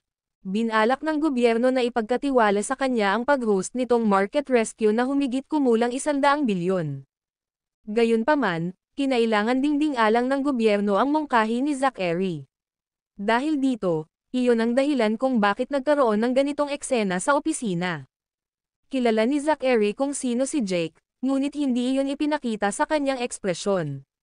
Sa kabilang banda, dahan-dahan niyang sinabi, lahat, una, kailangan kong banggitin na ang binatang ito na nangangalang Jasper ay hindi isang hindi kilalang tao. Nagsimula siya sa pamamagitan ng pag-asa sa stock market sa mainland. Siya ang misteryosong retail investor na natalo ang mga kapitalistang big shot sa international crude oil futures market ilang buwan na ang nakakaraan. Siya rin ang bumili ng Gladness Entertainment Movies at nagdulot ng kaguluhan sa Harbor City ilang araw na ang nakakaraan. Dagdag pa, siya rin ang nagsikap na iligtas ang merkado ngayong umaga. Habang sinasabi iyon ni Zachary ay walang ekspresyon ang tingin niya kay Jake at sa opisyal. Next, hindi lang ito ang suggestion ko. Ito rin ay mungkahi ng aking ama sa mga nakatataas sa gobyerno. Hindi pa rin pumayag si Jake at ang opisyal habang nakikinig sa unang dalawang pahayag, ngunit nang marinig nila na si Jasper, na nagligtas sa palengke sa umaga, ay inirekomenda rin ng Old Master Law, nagbago ang kanilang mga ekspresyon. Ang pagpasok sa merkado ngayong umaga ay nagbigay ng malaking tiwala sa mga mamamayan ng Harbor City. Kapag ang mga puso ng mga mamamayan ay gumala sa ganitong uri ng krisis sa ekonomiya, magiging mahirap na tipunin silang muli. Dahil sa market rescue ni Jasper kaninang umaga, nagkaroon ng oras ng gobyerno na ilabas ang press statement sa tanghali upang palakasin ang tiwala ng mga mamamayan. Masasabing bayani na ng Harbor City si Jasper sa market rescue lang kaninang umaga at wala ng iba. Dagdag pa, sa rekomendasyon ng Old Master Law, kahit na ang mga nakatataas sa gobyerno ay kailangang magbigay ng kanilang kahalagahan sa kanya. Ginalaw-galaw ni Jake ang kanyang mga labi. Ang dahilan kung bakit siya naglakas loob na bumagsak sa mesa ni Zachary ngayon ay dahil suportado siya ng mga opisyal ng gobyerno sa paggawa ng market rescue, kaya naman nagkaroon siya ng lakas ng loob na maging mayabang. Ang video na ito ay edited by Urban Storytelling. Kabanata 177. Gayunpaman, medyo nakonsensya siya ngayon matapos marinig ang mga nagawa ni Jasper sa nakaraan at kung paano kumilos si Old Master Law. Kung ganoon nga ang kaso, sa tingin ko ay makatwiran ang mungkahi ni Mr. Law. Pinunasan ng opisyal ang pawis sa kanyang noo at nag-isip ng kompromiso. Sinusubukan lang ng lahat na protektahan ang ekonomiya ng Harbor City, kaya hindi na kailangang gawing ganito ka-tense ito. Bakit hindi natin hayaan si Jasper na mag-host ng misyon sa pagkakataong ito? Gayunpaman, Jake, bilang kinatawan ng gobyerno, dapat kang sumama. Kung hindi kakayanin ni Jasper, matutulungan mo rin siya. Ang 100 billion market rescue plan ay pinondohan ng 4 na mayayamang pamilya at ng gobyerno. Dahil dito, hindi mahalaga kung sino ang host. Siguradong hihilingin ng 4 na mayayamang pamilya o gobyerno na may magbantay. Dahil ito ang kaso, walang anumang opinyon si Zachary tungkol dito. Okay, gusto kong makita kung gaano kahusay itong bansang bumpkin mula sa mainland. Sabi ni Jake na may kasamang malamig na tawa. Hindi siya sumalungat sa nais ng mga batas, gayunpaman, talagang minamaliit niya ang bansang ito na nagngangalang Jasper. Siya ay isang burol lamang mula sa mainland, kaya anong kaalaman at karanasan ang mayroon siya? How dare Jasper steal this chance to rescue the market from him? Noong una, gusto niyang gamitin ang pagkakataong ito sa pagliligtas sa merkado para mapaganda ang kanyang reputasyon para magkaroon ng magandang kinabukasan ang kanyang negosyo. Gayunpaman, ang lahat ay nawala sa alisan ng tubig ngayon. Dumudugo ang puso ni Jake. Makalipas ang kalahating oras, umuwi na si Zachary. Ang mga taong sumabay ay si Jake at ilang opisyal mula sa gobyerno ng Harbor City. Jasper, ito si Jake Cullen, ang numero 1 profesional na negosyante ng stock sa Harbor City. Kagagaling lang niya sa Wall Street. Noong una, binalak ng gobyerno na hilingin sa kanya na i-host ang rescue, ngunit inirekomenda kita. Walang pakialam na paalala ni Zachary kay Jasper. Pagkatapos, tinapik niya ang kanyang balikat at sinabi sa mahinang boses, "Gayunpaman, wala siya sa akin kumpara sa iyo. Hindi mo siya kailangang tretuhin na parang kapwa-tao." Halos mapahagalpak ng tawa si Jasper sa huling pangungusap ni Zachary. "Ikaw si Jasper." Pinaikit ni Jake ang kanyang mga mata at malamig na tumawa. "Mr. Cullen, hello," tumanggo si Jasper at magalang na sabi. Sa kabilang banda, nagsalubong ang kilay ni Henry sa isang tabi. Hindi man niya narinig ang sinabi ng ama kay Jasper, ang ekspresyon, mata, at tono ni Jake. Asar sa kanya. Kadalasan, siya ang minamaliit ng mga tao na may uri ng paghamak na nagmumula sa mga buto dahil siya ay iyang master law. "Mr. Lane, pwede ko bang malaman kung saang university ka nagtapos? Anong course ang ginawa mo?" Nakangiting tanong ni Jake. Walang pakialam na sagot ni Jasper, regular university lang sa mainland. "Mayroon akong degree sa business administration." "Hahaha." Napatawa si Jake at sinabing, "I was a postgraduate student in an Ivy League university in the United States and I majored in economics. Pagkatapos kong makapagtapos, sumali ako sa isa sa Big Four na kumpanya sa United States bilang isang investment supervisor. Ako ang pinakakilalang batang negosyante ng stock sa Wall Street. Nagtapos ka sa isang diploma mill sa mainland at narito ka nag-host ng market rescue na nagkakahalaga ng 100 bilyon. Ganyan ba kawalanjiya ang lahat ng taga-mainland?" Ramdam ni Jasper na pinupuntirya siya ni Jake, at halatang hindi ito masaya sa kanya. Gayunpaman, ngayon lang siya binigyan ni Zachary ng malaking kumpiyansa. Sa sandaling ito, hindi binalak ni Jasper na magtiis sa kanya. Ang sitwasyon ay apurahan ngayon, at hindi niya maaaring hayaan ang sino man na makaapekto sa pagliligtas sa merkado. "Sa tingin mo hindi ako magtatagumpay sa misyong ito?" Walang pakialam na tanong ni Jasper. "Hehe, wala akong pakialam kung ano ang naabot mo bago ito, ngunit dapat mong malaman na ang 100 bilyong market rescue ay direktang makakaapekto sa kinabukasan ng ekonomiya sa Harbor City. Walang sino mang Tom, Dick, o Harry ang maaaring mag-host ng bagay na ito." Pinigilan ni Jake ang paninibugho at sama ng loob sa kanyang sikmura, na malamig na sinabi, "Ipapayo ko sa iyo na kusang sumuko." Napabuntong hininga si Jasper at tumalikod para tawagan ang security sa Law Manor. "Kunin mo ako ng ilang tao at paupuin mo doon ng tahimik ang tanggang ito." Lahat ng tao sa Law Manor mula sa mga kasambahay hanggang sa mga bodyguard ay kilala si Jasper. Natural, hindi sila mangangahas na suwayan ang kanyang mga utos. Dahil dito, agad na lumapit ang dalawang matitipunong bodyguard na may masamang tingin sa kanilang mga mukha. Nanlaki ang mga mata ni Jake at walang malay na umatras. Umungol siya, "Anong ibig sabihin ito? Pumunta ako dito na kumakatawan sa gobyerno ng Harbor City at may kakayahan kang tumawag sa security para kontrolin ako." "Tumahimik ka nga." Biglang ibinuka ni Jasper ang kanyang bibig at sumigaw, "Grabe ito, at wala nang panahon para maging mapangahas ka. Wala akong pakialam kung sino ka. Gumagawa kami ng market rescue ngayon, kaya hindi ako makikipag-away sa iyo tungkol sa posisyon ng awtoridad. Wala akong pakialam kung saang Ivy League school ka nagtapos at wala akong pakialam kung anong stock genius ka sa Wall Street. Kung gusto mong maging poser, then get the hell out. Kung maapektuhan mo ang aking pagdedesisyon sa iyong kalokohan, hindi mo mababayaran ang mga pagkalugi kahit ibenta mo pa ang iyong katawan." Ang video na ito ay edited by Urban Storytelling. Kabanata 178. Ang mga salita ni Jasper ay nabigla sa lahat sa pagiging solemna.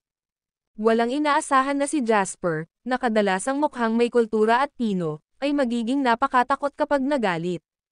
Halos humagalpak ng tawa si Henry sa isang tabi. "Makinig ka, pakinggan mo yan. Napakabis na pahayag." Isang salita lang ang naisip ni Henry habang nakikinig kay Jasper na pinapagalitan si Jake. Magaling. Napakaganda nito na nakakapreskong pakiramdam. Gustong tumawa ng malakas ni Henry nang makita ang mukha ni Jake na para bang nakain ng dumi ng aso. Natigilan si Jake sa mga salita. Para sa kanya, napakalakas ng loob ng isang hillbilly mula sa mainland kung makakapagsabi siya ng kumpletong pangungusap nang hindi nauutal sa harap niya. Gayunpaman, ano ang nangyayari ngayon? Pinagtitripan ba siya ngayon?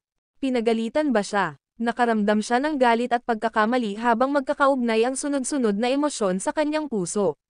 Berde ang mukha ni Jake, at nanginginig ang buong katawan. Mariin niyang tinitigan si Jasper, at puno ng matinding sama ng loob ang mga mata nito. Gayunpaman, nang makita niya ang dalawang bodyguard na naghihintay sa kanyang pagsabog, biglang humagalpak ng tawa si Jake. Natatawa siya sa galit. Sige, mainit na bagay. Okay. Hindi ako magsasalita. Tingnan ko kung paano ka matatalo mamaya. Kung gagawin mong mabaygo ang market rescue dahil sa iyong mga problema, hayaan mo akong sabihin sa iyo, walang makakapagligtas sa iyo kapag nangyari iyon. Napakalamig ng tono ni Jake. Para siyang umaasa na haharapin ni Jasper ang matinding pagkatalo. Nais niyang malaman ng mga batas at ng gobyerno na ito ang pinakamalaking pagkakamali nila na pinili ang hillbilly na ito mula sa mainland kaysa sa kanya. Umaasa ka ba na mabibigo ako? Tumingin si Jasper kay Jake at patagang nagtanong. Ngumisi si Jake, at baka sa mukha niya ang pang-aalipusta. Sinabi niya, ito ay isang labanan ng mga kabisera ng daan-daang bilyon. Ito ay isang capital trade war. Alam mo ba kung ano ang kailangan mo? Kailangan mo ng istruktura. Kailangan mo ng foresight at diskarte. Isa ka lang country bumpkin mula sa mainland, kaya ano ang alam mo? Sa tingin mo ba alam mo ang capital trade war dahil lang sa gumawa ka ng ilang barya mula sa stock speculation? Pakiihi ka at tingnan mo ang sarili mo sa refleksyon. Hindi ko lang kayang panoorin ang pondo mula sa 4 na mayayamang pamilya at ang gobyerno na sinasayang ng isang mangmang na bansang kagaya mo. Nilagay ni Jasper ang mga kamay sa likod niya at malamig na pinagmasdan si Jake. Sabi niya, paano kung manalo ako? Parang narinig ni Jake ang pinaka-nakakatawang biro sa mundo. Tinuro niya ang sahig at sinabing, kung manalo ka, luluhod ako sa harap mo sa harap ng 4 na mayayamang pamilya ng Harbor City. Aaminin ko sa iyo ang aking mga pagkakamali. Tapos, formal na akong magiging apprentice mo. Same goes the other way. Kung natalo ka, kailangan mong lumuhad, mag-uumapo, aminin ang iyong mga pagkakamali, at humingi ng tawad sa akin. Hindi mo kailangang maging apprentice ko. Hindi ka karapat-dapat. Ngumisi si Jake at tumingin kay Jasper. Hindi siya naniniwala na papayag si Jasper sa mga pangyayaring ito. Kahit na hindi niya alam kung anong klaseng spell ang ginawa ni Jasper sa mga batas para suportahan siya ng mga ito, ano? Ang lahat ay nakasalalay sa kakayahan ng isang tao sa merkado ng pananalapi.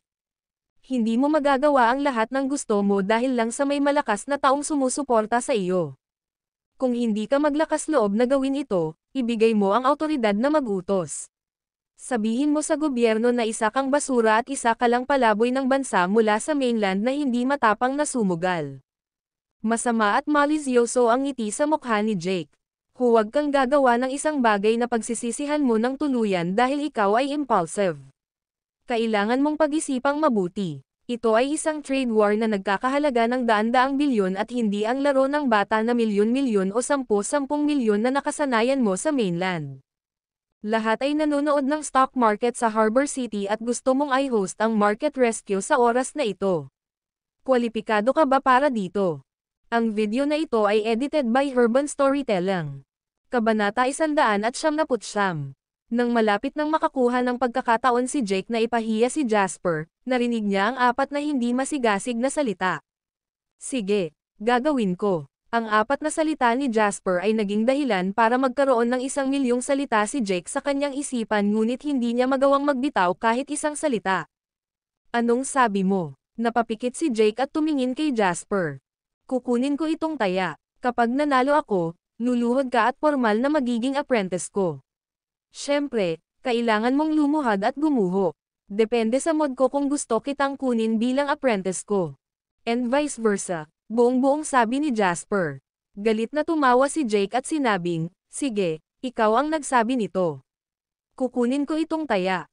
country bumpkin mula sa mainland, tandaan ito, ang pinakamalaking pagkakamali sa iyong buhay ay ang pagnanakaw sa market rescue na ito dahil hinahangad mong mapabilib ang mga tao sa pamamagitan ng pagkuhan ng higit sa iyong kakayahan. Mula sa sandaling ito, sisirain mo ang iyong sarili reputasyon. Malamig na ngumiti si Jake at sinabing, sasabihin sa iyo ng mga katotohanan na ang Harbor Stocks ang isang lugar kung saan nagsasama-sama ang lahat ng mga internasyonal na kapital. Sa kabilang banda, ang isang country bumpkin mula sa mainland na tulad mo ay magiging isang ignorante at makitid ang isip na poloka. Hindi mo alam kung gaano kalaki ang mundo sa labas. Wala akong ideya kung gaano kalaki ang mundo sa labas, ngunit maraming idiot sa lipunan ngayon, sabi ni Jasper na walang saysay. Maanghang at masungit na sabi ni Jake, huwag mong isipin na ikaw ang lahat ng iyon dahil mabilis ka. Marami na akong nakitang katulad mo. Wala silang talent at alam lang kung paano manlinlang ng mga tao sa kanilang matalino. Mga bibig, pero sa totoo lang, nagsisinungaling lang sila. Mas marami na akong nakita kaysa sa inaakala mong alam mo. Kaya kung gumawa ng pangalan para sa aking sarili sa isang lugar tulad ng Wall Street, kaya sa tingin mo sino ka? Naiinis na sabi ni Jake. Hindi masama, tunay ngang may pinag-aralan ka kaya't paulit-ulit mong sinasabi ang mga lumang bagay. Tandaan ang sinabi mo para maalala mo sila kapag kinain mo ang iyong mga salita mamaya. Makakatulong ito sa iyo na malinawan ang katotohanan. Pagkatapos niyang sabihin iyon ay ayaw niyang pansinin pa ni Jasper ang simpleng ta. Pumasok siya sa pinto habang kausap si Zachary. Pagkatapos, sabay na pumasok ang grupo sa bahay. Walang pumapansin kay Jake. Mr. Cullen, papasok na tayo. Napangiti ng mapait at sinabing opisyal ng gobyerno na nagtag-along. Nagnganga ang ngipin ni Jake habang naaagrabyado. Malamig siyang ngumiti at sinabing, go. Tara na, gusto kong makita kung paano siya mabibigo at kung paano siya mamamatay. Kapag nabigo siya, gusto kong lumuhad siya sa harapan ko, hindi makaiyak. Yung mga taong sumusuporta sa kanya ngayon, magbabayad din sila ng init ng ulo. Alam na nila na ako lang ang makakapag-host ng rescue na ito. Kuwit, nasa liblib na villa pa rin iyon. Tumayo si Bob sa isang tabi na may awkward at galit na ekspresyon. Malungkot ang mukha ni Kennedy, at hindi siya maganda. Sa kabilang banda ay si Rogers.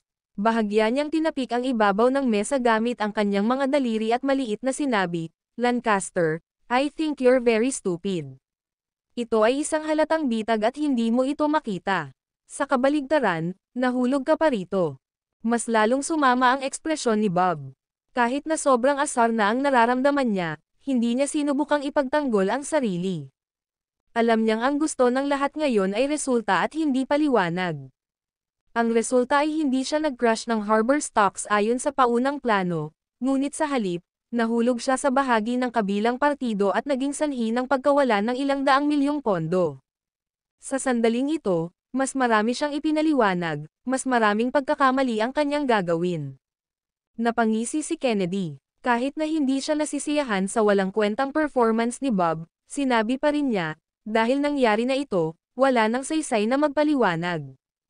Nakatanggap lang ako ng balita na gagawin ng mga batas si Jasper bilang host ng Market Rescue.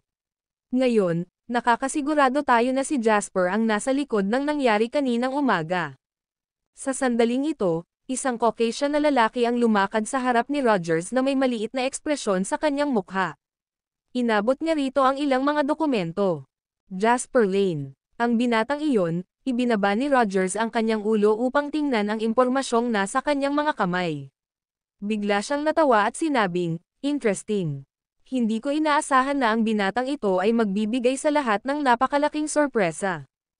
Ang video na ito ay edited by Urban Storytelling. Kabanata 200. Maagang bahagi ng taong ito, ginawa niya ang kanyang unang pot ng ginto sa futures market sa mainland. Pagkatapos, kumita siya ng malaki sa pandaigdigang pamilihan ng langis na krudo. Hindi ko ini-expect na ang misteryosong retail investor na kinontak ng Quantum Fund last time ay siya rin pala. Nang marinig iyon ni na Kennedy at Bob, nagulat sila. Tingin ko minaliit natin siya noong nakaraan. Malalim na sabi ni Kennedy. Nakakuha ka ng impormasyon tungkol kay Jasper sa napakaikling panahon.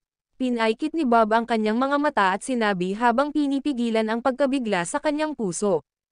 Nagkibit balikat si Rogers at walang pakialam na sinabi, kailangan mong maniwala sa kakayahan ng Quantum Fund. Mayroon kaming mga kliyente at impormasyon sa buong mundo. Hanggat maaari kang magbayad, maaari ko ring sabihin sa iyo kung anong kulay na panloob ang suot ng nangungunang tao ng Estados Unidos ngayon. Kailangan kong pumunta sa Law Manor sa hapon. Sa isang banda, babantayan ko ang bawat galaw nila, at sa kabilang banda, kailangan kong maging handa anumang oras. Kaya, dito, tumingin si Kennedy kay Rogers. Hindi mo kailangang mag-alala, sabi ni Rogers, ang aking mga tao mula sa Quantum Fund ay hahalili mula ngayon. Hindi natuwa si Bob na itinulak siya sa isang tabi. Mabilis siyang nagtanong, paano ako? Maaari kang manood mula sa isang tabi. Bumantong hininga si Kennedy at palihim na tumingin kay Bob. Kahit na nadismaya siya kay Bob, hindi siya kayang sipain ni Kennedy ngayon. Ang pakikipagtulungan sa Quantum Fund ay maayos sa ngayon, ngunit alam ni Kennedy higit sa sino man na ang Quantum Fund ay isang coyote na lulunok ng buo ng isang tao. Kailangan niyang pumunta sa Law Manor, para walang magbabantay sa Quantum Fund. Hindi siya magiging komportable sa ganitong paraan. Naunawaan ni Bob ang ibig sabihin ni Kennedy at tumango lamang siya. Parang walang ideya si Rogers kung ano ang kanilang pinag-uusapan. Sinabi niya ng walang kabuluhan, sa una, ang aking koponan at ako ay nagplano na makipagtulungan sa gobyerno at mga aristokrata ng Harbor City upang iligtas ang merkado. Sa pagkakataong ito, naghanda kami ng 150 bilyong harbor dollars bilang karagdagan sa iyong 50 bilyon.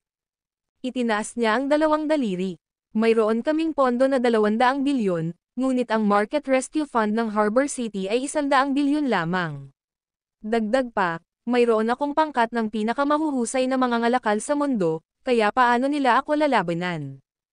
Nang marinig ito ni Kennedy, tumayo siya at sinabing, okay. Gagawin natin ito ayon sa plano. Pupunta ako ngayon sa Law Manor. Malapit na ang oras, kaya kailangan kong makarating doon bago magsimula ang palengke sa hapon.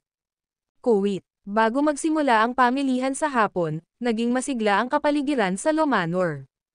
Isa-isa, ang mga kotseng kumakatawan sa mga nangungunang aristokratikong pamilya sa Harbor City ay dumaan sa Law Manor.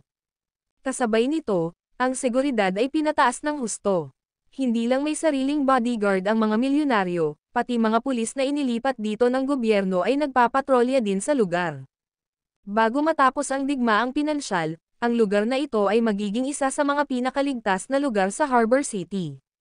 Sa sala ng Law Manor, opisyal na sinasalubong ni Jasper ang mga pinuno ng 4 na pinakamayayamang pamilya sa Harbor City. Walang masyadong masasabi tungkol kay Zachary. Ang unang bumati kay Jasper ay si Clark. Binata, narinig ko na ang tungkol sa iyo.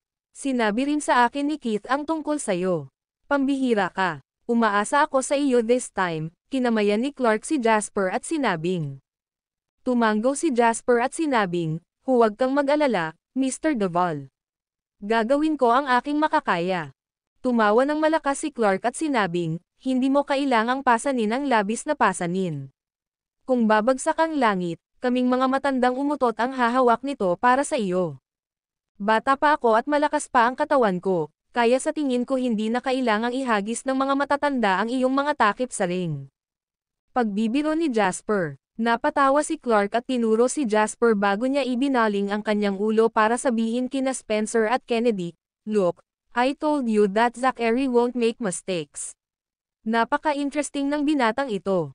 Ngumiti si Kennedy at tumingin kay Jasper. Sinabi niya, nasa iyo ang aming pag-asa.